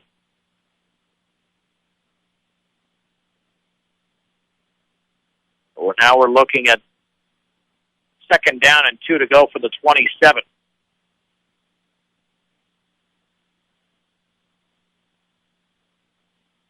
Out of a shotgun is Jeff Merritt. Has the football, back to throw, looks, pressure coming up the middle, rolls to his left, and now he's going to reverse his field. He's back near midfield, throws off his back foot. Pass will be incomplete. It lands harmlessly at the 20-yard line. That's the end of the opening half. With the score, Rush 26, Fort Lupton nothing on 1010 KSIR and KSIR.com. John Beltran, Dave Urich back from Fort Lupton High School as we head to the second half. Bee Diggers lead the Blue Devils 26-0. Dave, do you think that maybe a message at halftime could have been that, hey, we got a 4-touchdown lead, but we actually need to play better if you're the Bee Diggers? Yeah, there has to be a certain amount of frustration in the locker room right now, just with the lack of execution and maybe even a lack of being, intensity, mental intensity. Just guys making mistakes and not putting the ball on target, guys missing blocks. And how many times can we talk about how many blocks we missed that would have sprung it open? We just needed one more, and we didn't get any of those. The Bee Diggers will receive the second half kickoff. They got 2 touchdown runs from Mikey Gutierrez in the opening half. That first touchdown by Randy Baker, then Nico Guzman with a 7-yard TD catch. And who knows, Dave, maybe this opening drive they might work on a pass or two, because once you get up too much, you don't want to pass the ball at all. But that is a possibility in the first drive. Yeah, they might want to come out and make sure they build up some of that confidence. And at the same time, remember, the coaches don't want to show too much as they, the films and the scouting and all those strategies that come into play. They don't want to let too much out there for those teams that are down the road. Well, the red zone defense has been something that, if you're to examine one of Brush's strengths, that red zone defense has been outstanding this year. It has. And then tonight, right off the bat, Clay Shaver, the sophomore, stepping in there in a starting role as a defensive end over there. And then he ends up stringing that thing out and making the tackle when the ball was on the 1. That was amazing. Yeah, if not for that play, Fort Lupton would have actually taken the lead. And it's been a while since the Bee Diggers have been behind. I think week 2 when they trailed 14-8 for the Fort Morgan Mustangs, and they came back and tied that game and eventually took the lead and won 22-14 on that 90-yard run by Kyle Rosenbrock. But it's been a while since it's even been competitive at this point. Nonetheless, the Bee Diggers are going to come out in the second half, and as I mentioned, receive the opening kickoff. And they did commit 2 turnovers in the first half. That was another element to the first half that you don't expect out of Brush, but a fumble and then an interception, although that interception came on 4th down. So even if it wasn't picked off, Fort Lupton would have had the football, and that interception actually helped the Bee Diggers with field position. But they played short field because their defense has been good, especially in the middle of the field in that second quarter. They played with some shorter fields, and that's why they had 2 53-yard drives as well as a 37-yard drive. And, of course, their first drive went for 83 yards when Randy Baker scored from 24 yards away.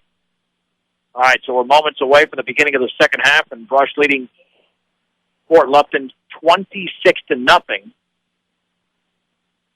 And even special teams, we saw a 50-yard kickoff return by Colton McCutcheon. There's not one area that you can look at tonight for Brush, despite a 4-touchdown lead, that when they're really playing extremely well in that area, there's gaps in everything. And again, that just tells you how solid this team is when they can get away with that stuff and still overcome it.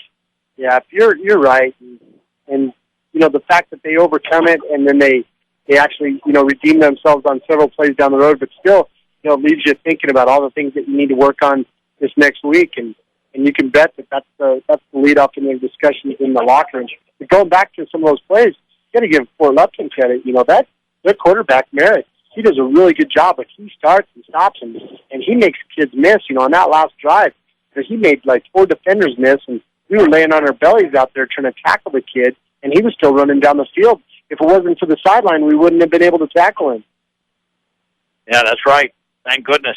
But that's what Fort Lupton likes to do on offense. They utilize the entire field, even when they were set up in 2 receivers split each side. Those receivers were not 5 or 6 yards from the line of scrimmage. They were much, much closer to the sideline than they were to the actual interior of the line. So it's a significant difference when you look at this Fort Lupton offense. We haven't seen a hurry-up offense like this either. I can't remember the last time we've seen teams come out in no huddle and not take a lot of time looking over to the sideline. We've seen teams look over and seen teams, hold the flags up. Paige Christian likes to do that. They like to write on their clipboard and hold that up so that their players, and they try to keep it going up there at the line of scrimmage. But these Blue Devils do a good job of just coming up and making the call there, and that's definitely keeping our defense off guard. All right, the Blue Devils will kick off for the first time tonight. And it looks like it'll be that big freshman, Evan Garcia, 5'11", 250, to boot that football for Fort Lupton as we'll begin the second half. This is one of the slower games, Dave. We've had quick games this year. But the only way we speed up this game is if the Bee Diggers can take a 40-point lead. As we begin the second half, and that kick is going to be fielded at about the 20. Running to the 25 is Matos Garcia to the 30, across the left side to the 35, and he hurdles a defender to about the 38-yard line. Bee Diggers with some impressive field position to begin the second half. Once again, the quarterback is Kyle Rosenbrock, and we'll have Gutierrez and Baker in there as long as this is still not necessarily a close game, but it's under 40. We're still not at running clock, which the Bee Diggers have been able to do virtually every home game this year, but they've not done that on the road. They've only had 2 road games prior to this. 1st and 10 for the Bee Diggers at their own 38-yard line. Rosenbrock takes the snap. He'll hand it off right up the middle to Gutierrez. He's bottled up after a gain of about 4. He got hit at the 40, but spun his way to the 42. He's got a knack for doing that, Dave. When he gets hit, he's able to spin his way for additional yardage, and he did that right there. Yeah, he has some really good balance. Never lets his legs stop. He keeps driving his feet, but give some credit to those linemen up there. Teeter there at center, and his guards on both sides with Rodriguez and Carlin. They're making some holes. 2nd down and 6 for the 42-yard line. Baker and Gutierrez. It's going to be Gutierrez running left side, and he's going to be thrown down right at the line of scrimmage. He had nothing on that left side. Tackles made by Jalen Vasquez. 3rd down and 6 to go for the Bee Diggers at their own 42. Yeah, that just closed up, and that time, here I was bragging about our offensive line doing a great job at controlling the line of scrimmage. That time, the Blue Devils, they got upfield on us, and they caused all kinds of havoc in our backfield. From the 42, 3rd down and 6 to go for Brush. Rosenbrock awaits a snap, play action, looking to throw, pressure coming, rolls to his right. He's running towards the sideline, and now he maintains his balance, and he's out of bounds. Close to a 1st down across the 45 to about the 47-yard line. He's going to be short of a 1st down, but Rosenbrock with a lot of speed able to gain 5 yards. That's going to be 4th down. Well, see where they place it, maybe at the 46. Yeah, it's a gain of 5, 4th down, and a short 2. Interesting to see what Coach Stripes goes with here. Rosenbrock did a good job running it. We haven't seen him run it for a while with his sore ankle. He did a good job on that run. He ran right away from their defensive end. Had a lot of pressure on him. 4th down And a short 2 at their own 47, and Fort Lupton jumps. That'll be an automatic first down for the Beat Diggers at the Fort Lupton 48-yard line as the drive continues along the right side. Very heads-up play, and a great call there by Rosenbrock going on, too. He's done a good job directing this team. I don't know if everybody at home knows, his dad, Brian Rosenbrock, was actually a Blue Devil. He was a standout football player here and a great athlete, and I know he's a great student, too. Ended up going to UNC and playing football for a year or two. First and 10 for the Beat Diggers at the Blue Devil 48-yard line. Brush 26, Fort Lupton nothing, just over a minute and a half into the third quarter. One receiver out to the left. Rosenbrock, play action, looking to throw over the middle. Wide open is Guzman at the 30, down to the 20, cuts it back to his left to the 10. Guzman is gone. Touchdown for the Beat Diggers. 48 yards from Rosenbrock to Guzman, their second connection of the game. Brush 32, Fort Lupton nothing. You have to still free safety there. And, when you're running the ball so well, defense has to try to stop the run, and you have to make a commitment to that. Fort Lupton's definitely doing that, but there's nobody in the middle. Rush attacked that area and just really made it look bad. Well, now let's see if the Beat Diggers can make an extra point. They had an extra point blocked. And then had a 2-point conversion fail. Off the hold of Hirschfeld. There's the snap. The kick is up, and that one is well off to the left. Might have been partially blocked. 10:19 to go, third quarter. It's Brush 32, Fort Lupton nothing on 1010 KSIR and KSIR.com.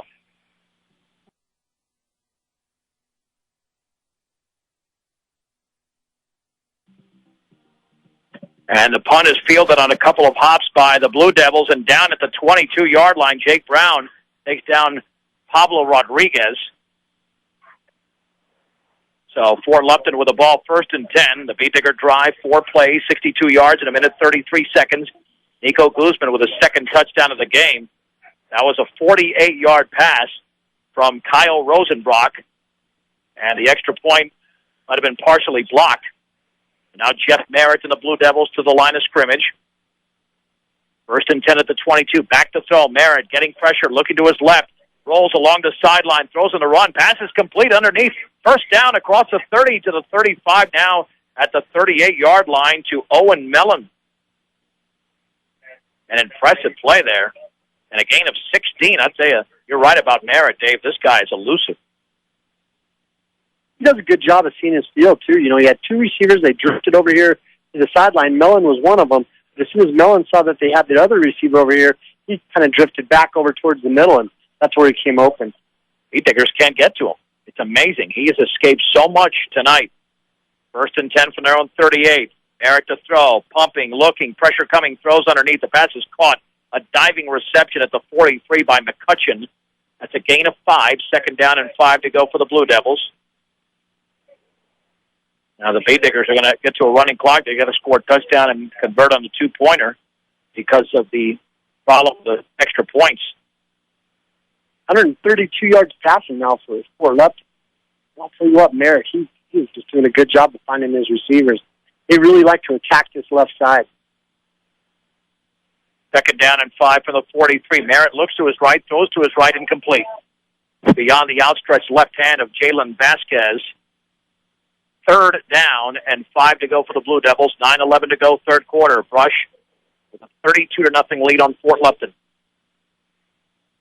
Trying to think of the last points the Beat Diggers allowed after shutting out Sterling last week, 41-0, and Valley the week before, 54-0. It would have been against Strasburg in the fourth quarter against the second-teamers 3 weeks ago. Out of a shotgun, 3rd and 5 for the 43. Looking to his left is Merritt. Over the middle, the pass incomplete. Well behind McCutcheon, the intended receiver at the Beat Digger 48-yard line. Fourth down and 5. How many passes has Merritt thrown tonight? He's completed 15 of 27. So that's a lot of throws. You don't usually have to turn the page on the passes. You hear about Washington State's quarterback that was in a loss to, I believe it was Oregon. Washington State 62-28 or 38. Connor Halliday threw 89 passes, completed 58. Versiak going to punt, and it's going to be a short snap to McPeak. He'll throw off his back foot, and it's almost intercepted by Rosenbrock at the 48-yard line.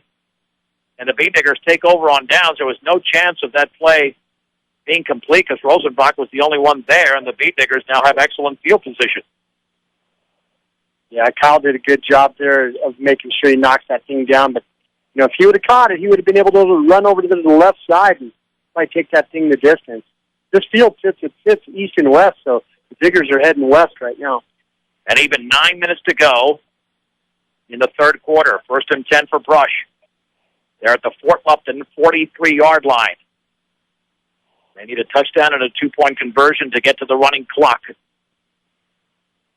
In motion to the left is Gutierrez.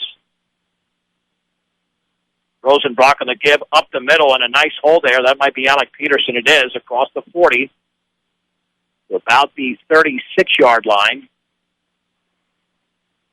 Peterson getting up slowly, but he's able to gain. Well, we'll call it about 6 yards in the play. 2nd down and 4 just inside the Fort Lupton 37. Out of that double tight T, just run that 25, just like we always did out of our wing T formation, whether we were in 300 or 400. This time we're just going to start powering the ball at him again with that double tight formation. 2nd down and 4 to go from the 37-yard line of the Blue Devils. 8:19 to go in the third. Gutierrez again in motion to the left. Rosenbach on the handoff up the middle. 1st down for Baker across the 30, and he's riding defenders to the 27. And that's a gain of 10 yards for Randy Baker. 4-3 Blue Devils bring him down to the ground, including Burciaga and Jalen Vasquez. That's 85 yards for him on 12 carries. And just running the trap that time from right there behind Rodriguez and Teeter. Well, Dave, you wonder if this sets it up for perhaps a pass, but we don't see Guzman in there. We do see Jake Brown. It's a double tight end set. Again, Gutierrez is in motion to the left from the 27. And Rosenbach on the counter right to Peterson to the 25, spins out of a tackle, and he backs his way to the 21, maybe the 20. Another solid gain. The first hit was made by Zach Garcia. But for Peterson, it's a gain of 6 to just inside the 21. 2nd down and 4 for Brush. Yeah, they just ran that sort of that 30 series. It's that crossbuck kind of action, and boy, he did a good job of covering the ball with 2. He was running through the line. Ball just outside the 20-yard line. 2nd down and a long 3 to go for the Beat Diggers. They look 6-0 at the break. It's now 32-0. 3 in the backfield. In motion this time is Peterson to the left. And Rosenbach will hand it off up the middle of Gutierrez. 1st down, at least very close to 1, at the 17-yard line, gaining about 4. And that will be a 1st down for Brush. And just basic football here, Dave, nothing fancy. Yeah, just running right at him. That takes Gutierrez to 12 yards now on 14 carries. Well, the Beat Diggers just trying to use up clock. You know that Fort Lupton is going to do everything in their power to get on the board and end this streak for the Beat Diggers of not allowing points. They've already got 3 shutouts on the year, all at home. 1st and 10 for Brush at the Fort Lupton 17-yard line, under 6.5 to go in the third. Beat Diggers up by 32. Alec Peterson is in motion to the left. Rosenbach, play action, over the middle, wide open, caught by Guzman again, touchdown. That's a 3rd touchdown connection between Rosenbach and Guzman, 17 yards away. Hey, that was so easy. Now, 38-0. That drive actually took 2 minutes and 44 seconds. And because the Beat Diggers have had so many issues with the extra point, they're going to go for 2. That's just wide open over the middle again.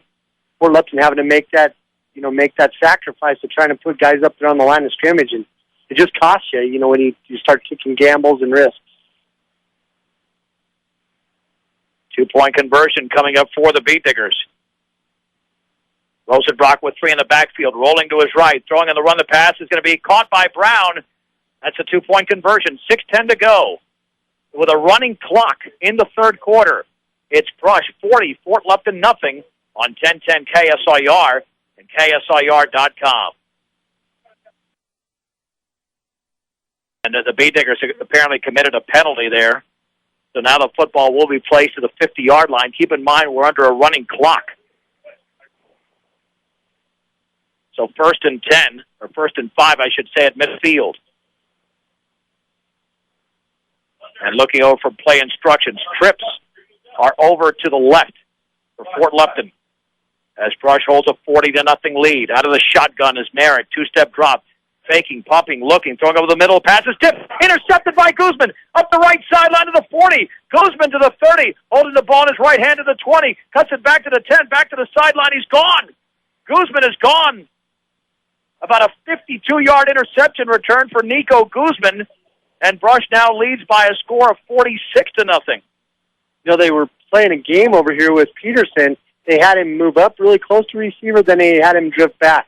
And the quarterback didn't really know who he was going to cover. He didn't know where the coverage was going to come from. And then as soon as they hiked the ball, then our two outside guys changed coverage up, and then that allowed Peterson to drop back, get in the way of that pass, and he almost intercepted, tipped it to Guzman. Well, Dave, Nico Guzman, what about him tonight? 4 touchdowns on the night, 3 receiving, and that interception return. Now let's see what happens with the extra point. Off the hold of Ryan Hirschfeld. There it is. The kick is up. That one is finally looking good, and it is. 2:42 to go, third quarter, under a running clock. It's Brush 47, Fort Lupton nothing on 1010 KSIR and KSIR.com. And McCutcheon fields the ensuing kickoff at the 2-yard line. Then he fumbles it at the 25, but he was down. So Fort Lupton football at the 25-yard line as he slipped down there. We're under a running clock, so we're going to keep it here even after the end of the quarter. We got 1:10 to go. And the Bee Diggers off that 52-yard interception return by Nico Guzman now lead the game by a score of 47-0. In a shotgun is Merritt. Handoff McPeak running left, being chased from behind across the 35, about the 38-yard line. A gain of 13. And a Fort Lupton first down before he's chased down along the left sideline. That was McPeak's eighth run. He's had carries of 6, 11, 13, so 3 of his 8 have been for pretty big yards. Yeah, they've worked out nicely for him. First down and 10 for the Blue Devils at their own 38-yard line. Merritt will hand it off right up the gut and driving across the 40, and the helmet comes flying to Versiaga at the 45. A gain of 7. It'll be 2nd down and 3, and that'll be the end of the third quarter. And we'll keep it right here. Under the running clock, the Bee Diggers are leading by a score of 47-0. As we're approaching the top of the hour, this is 1010 KSIR, Brush, Fort Morgan, Greeley. I'm John Beltran with Dave Urick. Dave, now the Bee Diggers certainly played their best quarter of this game. Yeah, this is more Bee Digger football that we're used to, and it's signified by that PAT we just had. That was the first real good job of blocking we had up there, and good hold and good kick of the night. Yeah, I think that's a good point there, because the problems there were really not Javier Munoz at all. There was too much penetration, and Bee Diggers didn't do the job they needed to do on those point-after touchdowns or even the previous 2-point conversion. That's kind of how it was the whole game, just a lot of little mistakes here and there, and guys having a hard time, everybody doing their job at the same time. 2nd and 3 for Fort Lupton at their own 45-yard line. Bee Diggers with a bunch of second-teamers out there. Merritt in a shotgun. Handed off to McPeak, running left across the 50 to the 45, and he's down to about the 42. Solid run for Ian McPeak. A gain of 13 yards and a first down for the Blue Devils. So 2 13-yard runs back-to-back takes him to 46 yards on 9 carries. Well, we've had a slow 3 quarters, but it'll pick up right now in the 4th. Blue Devils looking to get on the scoreboard. Bee Diggers have not allowed a point since the 4th quarter. of the Strasburg game 3 weeks ago, but they've got their starters out there, and the Beat Diggers have rested virtually all their starters here. 1st and 10 from the 42. Play action. Merritt to throw. Heaves it up the right side. Alexander's out there, and he nearly picked it off. Went through his hands and off the hand of Connor Snyder. 2nd down and 10 to go for Fort Lupton at the Brush 42. Cameron Alexander did a great job making the read on that ball. It hung up there in the air for a while, but he was step for step with the receiver, and he jumped just at the right time. I thought he was going to come down with it. Yeah, he had the position. 2nd down and 10 to go from the Brush 42-yard line. We've got 10:40 to go in the 4th under a running clock. Merritt will keep the football run right up the middle, breaks a tackle, 1st down, all the way down to the 30, a gain of 12. Now, Merritt's only carried the ball 9 times, but that guy's had some big runs tonight. He's had a couple 7-yard carries, one for 21, and 2 8-yard carries, and now that 12-yarder. He's really had the night on the ground. Yeah, it's going to be tough for the Beat Diggers to keep them out of the end zone here, because there's plenty of time. They're down to the 30-yard line, and Matos Garcia's out there. You mentioned Alexander, but a bunch of second-teamers are out there, and they're good players. Back to throw is Merritt, looking out to his right. The pass is picked off. This might be 6. Up to the 50-yard line. Matos Garcia to the 35, to the 30, and he's going to be gone. Matos Garcia, 70 yards on the interception return, and Brush now leads 53-0. I'll tell you what, Garcia's, he's just a player. We might say second teamers out there, but that's a guy that can play first team for just about any 2A team in the state. He did a good job reading the quarterback's eyes and stepping in front of it and making that sure-handed catch. But he sure showed some speed there as he ran away from a lot of really fast kids. Yeah, again, unofficially, we'll call it 70 yards for Arnoldo Matos Garcia. And the extra point will be attempted momentarily.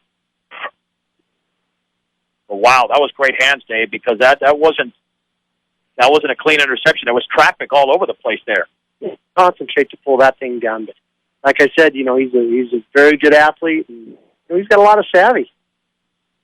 So that is the 2nd interception return for a touchdown in this game. And I don't know, the Beat Diggers committed a penalty because there's a lot of discussion out there right by the 2-yard line, and maybe this could be a penalty against Brush after the extra point, an unsportsmanlike conduct. And too many men on the field, I guess. That's what it looked like. Anyway, the extra point is going to come from the 22-yard line, so they're going to have to go for 2 unless Munoz gets out there and he's going to try it. Yeah, he's putting the pad down. I think this is a great call. We need to know if we can kick that field goal from a ways away. That's a good practice. When the clock, meanwhile, is running.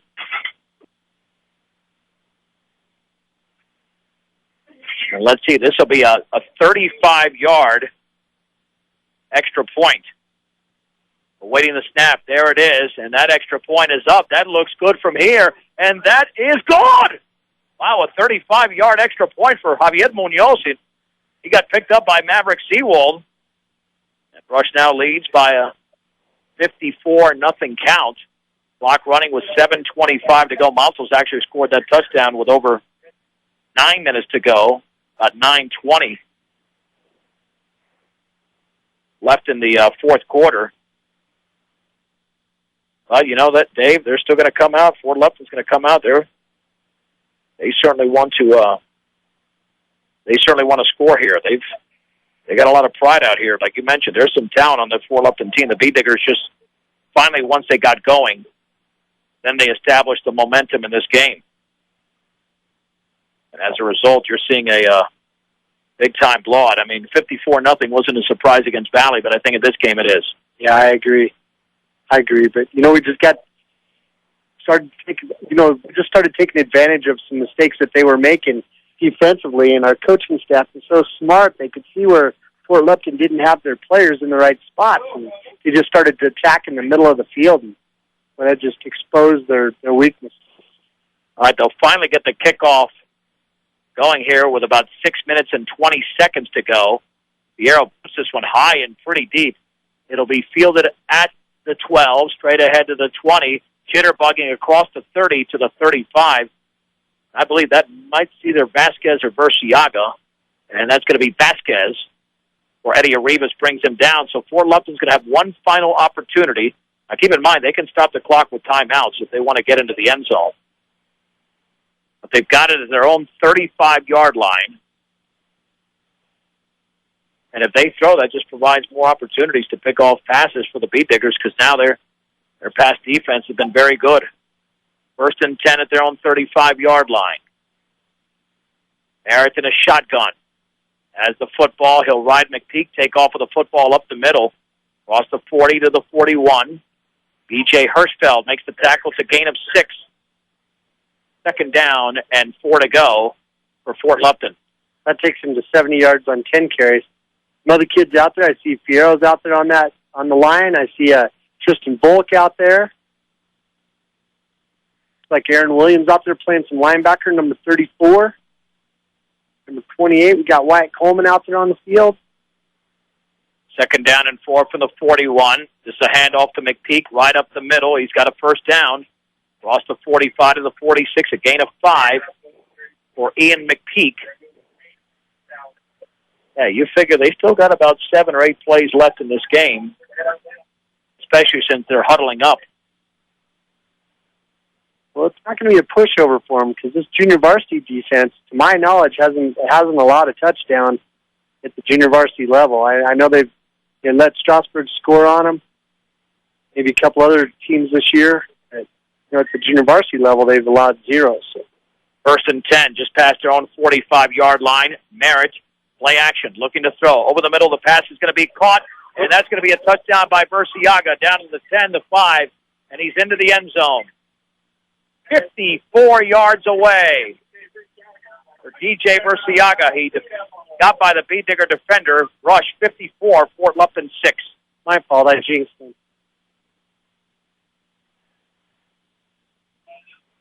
Yeah, that drive about a minute 40.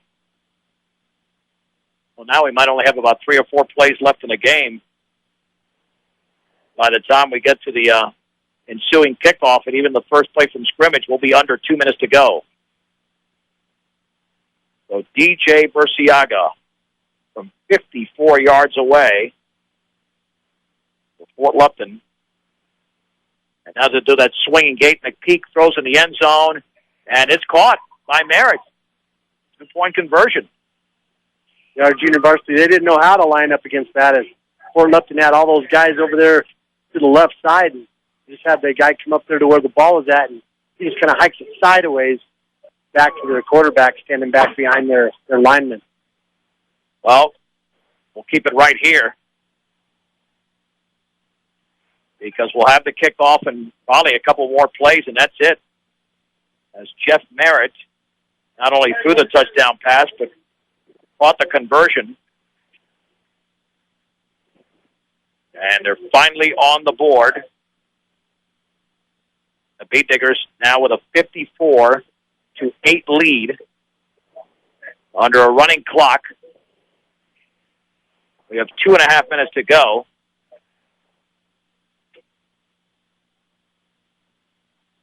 And yeah, they have yet to maybe yet to kick it off here. Fort Lupton set the ball over here on this near hash, and it looks like they're going to go ahead and go for an onside kick over towards the brush sideline. Yeah, there's the onsider, and it's not going to go 10 yards. It's going to roll about 8 yards, and then took another forward roll after going sideways. The Beat Diggers will take over the ball basically right there. I thought it was going to go ahead and take that roll, though. You know, that ball started bouncing a little bit more, and it was headed towards that 50-yard line. Fort Lupton kids did a good job of not touching it and letting it roll, and really put the pressure on our outside guys over there to decide if they were going to jump on it or not. The Brush will have it at the 48-yard line of Fort Lupton. Yeah, only a couple of plays here to run, Dave, and that'll be the game. As we're down to 1:25. That touchdown was scored with well over 4 minutes to go, and they haven't run a play yet from scrimmage. So there, that might be Hirschfeld up to the line of scrimmage. I don't know. That's Montos Garcia. That's Hirschfeld. Handoff on the right side, and a big hole to the 40. Aaron Williams carrying a defender, and he's down to the 33. It's a gain of 15 for Aaron Williams, and a B-Digger first down. Only one more play left in this game for Brush. Jacob Ornelas made the tackle, a junior at 6'1", 226 for Fort Lupton. But this will be it with the B-Diggers running their final play of the game from the 33-yard line. Also in there for Brush is Hunter Bostrom on first down and 10. Wyatt Coleman in motion to the right, handoff left side, and inside the 30 is Williams to the 28, a gain of 5, and that'll be it. The Brush B-Diggers defeat the Fort Lupton Blue Devils tonight in Fort Lupton, 54-8. We'll take a break and come back with a recap on 1010 KSIR and KSIR.com. Welcome to the B-Digger post-game show brought to you by Buildings by Design. Knowing who you can trust to do a good job is the tough part nowadays, but when you hire Buildings by Design, you can trust you get the building you want, when you want it, and the quality you deserve. Start your build project right. Start with Buildings by Design. B-Diggers win the game tonight to complete an undefeated regular season, 54-8 in Fort Lupton over the Blue Devils. Brush scored in their second possession, an 8-play, 83-yard drive in 4 minutes. Randy Baker from 24 yards out. PAT was good. It was 7-0. Brush got back on the board later on in the second quarter. 31-yard run by Mikey Gutierrez. 3-play, 37-yard drive in 1:28.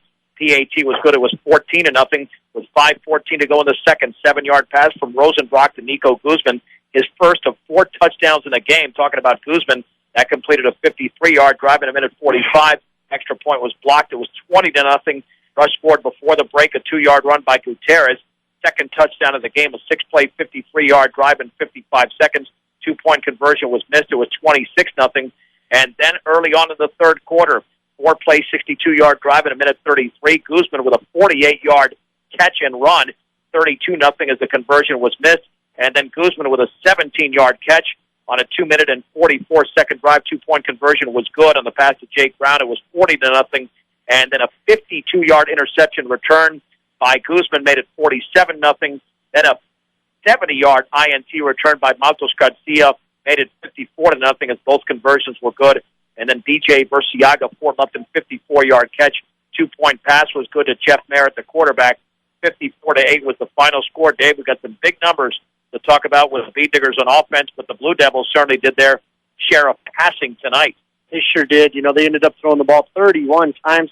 They completed 16 of those, 2 interceptions. They had 186 yards in the air, 128 yards on the ground. So 314 yards tonight, total offense unofficially, 52 offensive plays, and that beat us.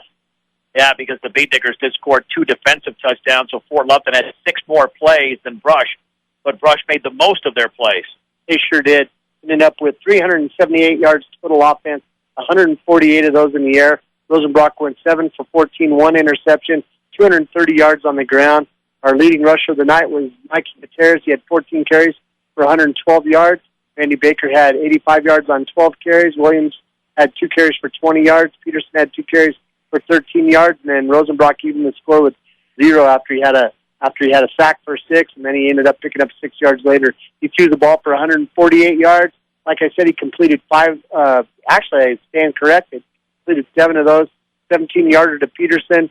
Brown had a 12-yarder and a 16-yarder for 28 yards.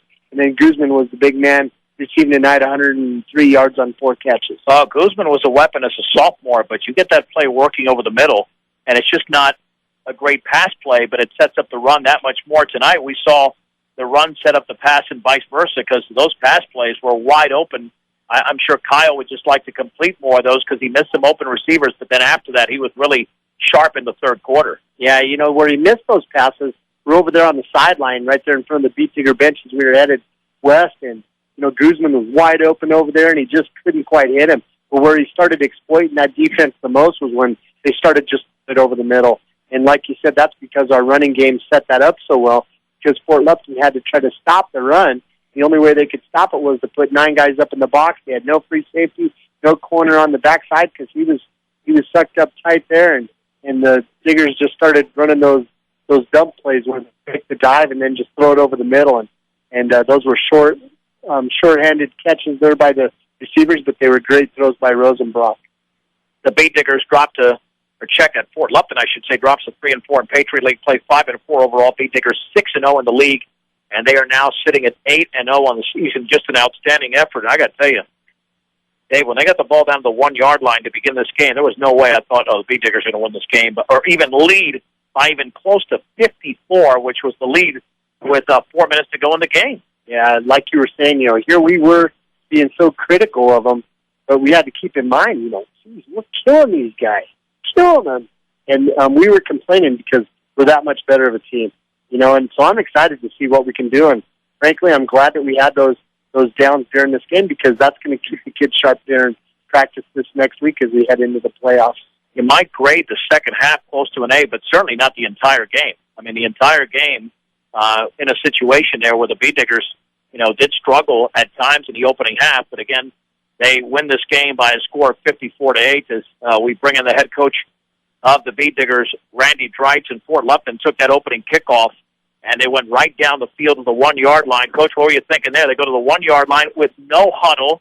It looked like your team was not as prepared for it as you'd like it to be, and yet once you made that stop, even though you turned the ball over just 3 or 4 plays later and had to hold them on downs again in the red zone, then your team started to pick it up, and it certainly took on a different flavor during the first few minutes of this game. Yeah, most definitely. I think that it was a shock to start with. You're not used to that. No matter what you do in practice and try to prepare for the other team's offense, they do it better than what we're going to perform it in practice, and it took a little bit of adjustment. But once our kids adjusted, and it was. We did a good job, and Coach Creighton, he did a good job of preparing our defense, and I think that our defense is pretty good. And there's going to be times like that in the playoffs. We might get scored upon, and I got to keep preaching to our kids that when you have that situation, you got to make sure that you are not panicking. And if we play these games where we're having these big long yards and things like that, and you get in the playoffs, tougher teams, and you might only gain 3 yards or 2 yards at times, and you can't get into a panic mode. And so this is a good lesson for us, and we're going to learn from it. And, they're a good football team. I know the score doesn't reflect that, but they are a good football team. Their quarterback is awful good. Well, yeah, Jeff Merritt threw the ball well over 20-some-odd times just in the opening half alone. Once you got to halftime, you're up 26-0. Was there a feeling that, okay, we're winning the game comfortably, but certainly you weren't even playing your A game at that point because of some of the adjustments you had to make based on the fact that Fort Lupton had a couple of nice drives, although your defense, again, held them out of the end zone? Yeah, they did. They did a great job, us getting the ball coming out at halftime and then taking down and score. I think that was a big key factor. And I think a little bit of letdown on Fort Lupton's kids, they're a little frustrated and that type of thing. But I think that, our defense played well, and I'm pleased with what they did. We bent a little bit tonight, but we didn't get into too much of a panic mode, and we buckled down when we needed to. And you had 2 interception returns for touchdowns, one by Nico Guzman, the other by Arnoldo Maltos Garcia. I tell you what, if you continue to run that pass to Guzman, he could have had 200 yards receiving tonight, Coach. Most definitely. They were just, I hate doing that sometimes, but they were just packing the box, and it's so wide open. It's hard not to do those plays, but Coach Manier upstairs was giving me good information, and we took advantage and took what they gave us, and hopefully we can keep that going the rest of the season in the playoffs. All right, now you come out of this game. You'll play more than likely a week from tomorrow, as is the custom. One of the goals of this game was to stay healthy. The only thing that we saw was that Oscar Soto took a chop block and had to come out of the game, but other than that, it looks like the team came out of this game relatively unscathed. I think so. I say that. I think we're unscathed after games, and Monday rolls around, and we got some boo-boos that we got to deal with. But I think we're okay, and I hope Oscar's okay. I think he says he is. So, we'll see when the adrenaline wears off and what happens. But he did take a chalk block, and it's frustrating. They called the penalty. It's called the high-low. You can't do that. That's illegal, and I think that's what he had. And, we just had to tell our kids, you really got to watch out. And we backed them up a little bit. And it slowed our rush down a little bit, but I'd rather slow it down and not get our knees blown out than to keep them up there and get chopped. So they did a good job. Yeah, final thing. Now that you mentioned the rush, was there a little bit of a sense of frustration? It seems so many times. You could have had about 9 or 10 sacks, and that Jeff Merritt was so elusive back there. You missed him a bunch of times by just a smidgen. Yeah, it was very frustrating, especially when you're standing on the sidelines. And I know our kids were very frustrated. The big thing is you're getting through there, and we're running in there, standing straight up and down, and you can't move with a quick quarterback like that. It slows your rush down a hair, but you got to break down. And again, great learning lesson, and hopefully we improve from it. Randy, congratulations. We'll see you in the playoffs. Thank you. That's Brushhead football coach Randy Dreitz as the Bead Diggers defeat the Fort Lupton Blue Devils tonight, 54-8. Keep in mind, we'll have some video at KSIR B106 on our YouTube channel or KSIRsports.com. You can always follow us on Twitter at KSIR Sports. Sound engineer and producer of Brush Bead Digger Football, doing a tremendous job tonight, has been Michaela Klimper. And our coordinating engineer is Brandy Ingersoll. Our replay engineer, Alan Lance. For Dave Urich, I'm John Beltran. The final score tonight from Fort Lupton, Brush 54, Fort Lupton 8 on 1010 KSIR and KSIR.com.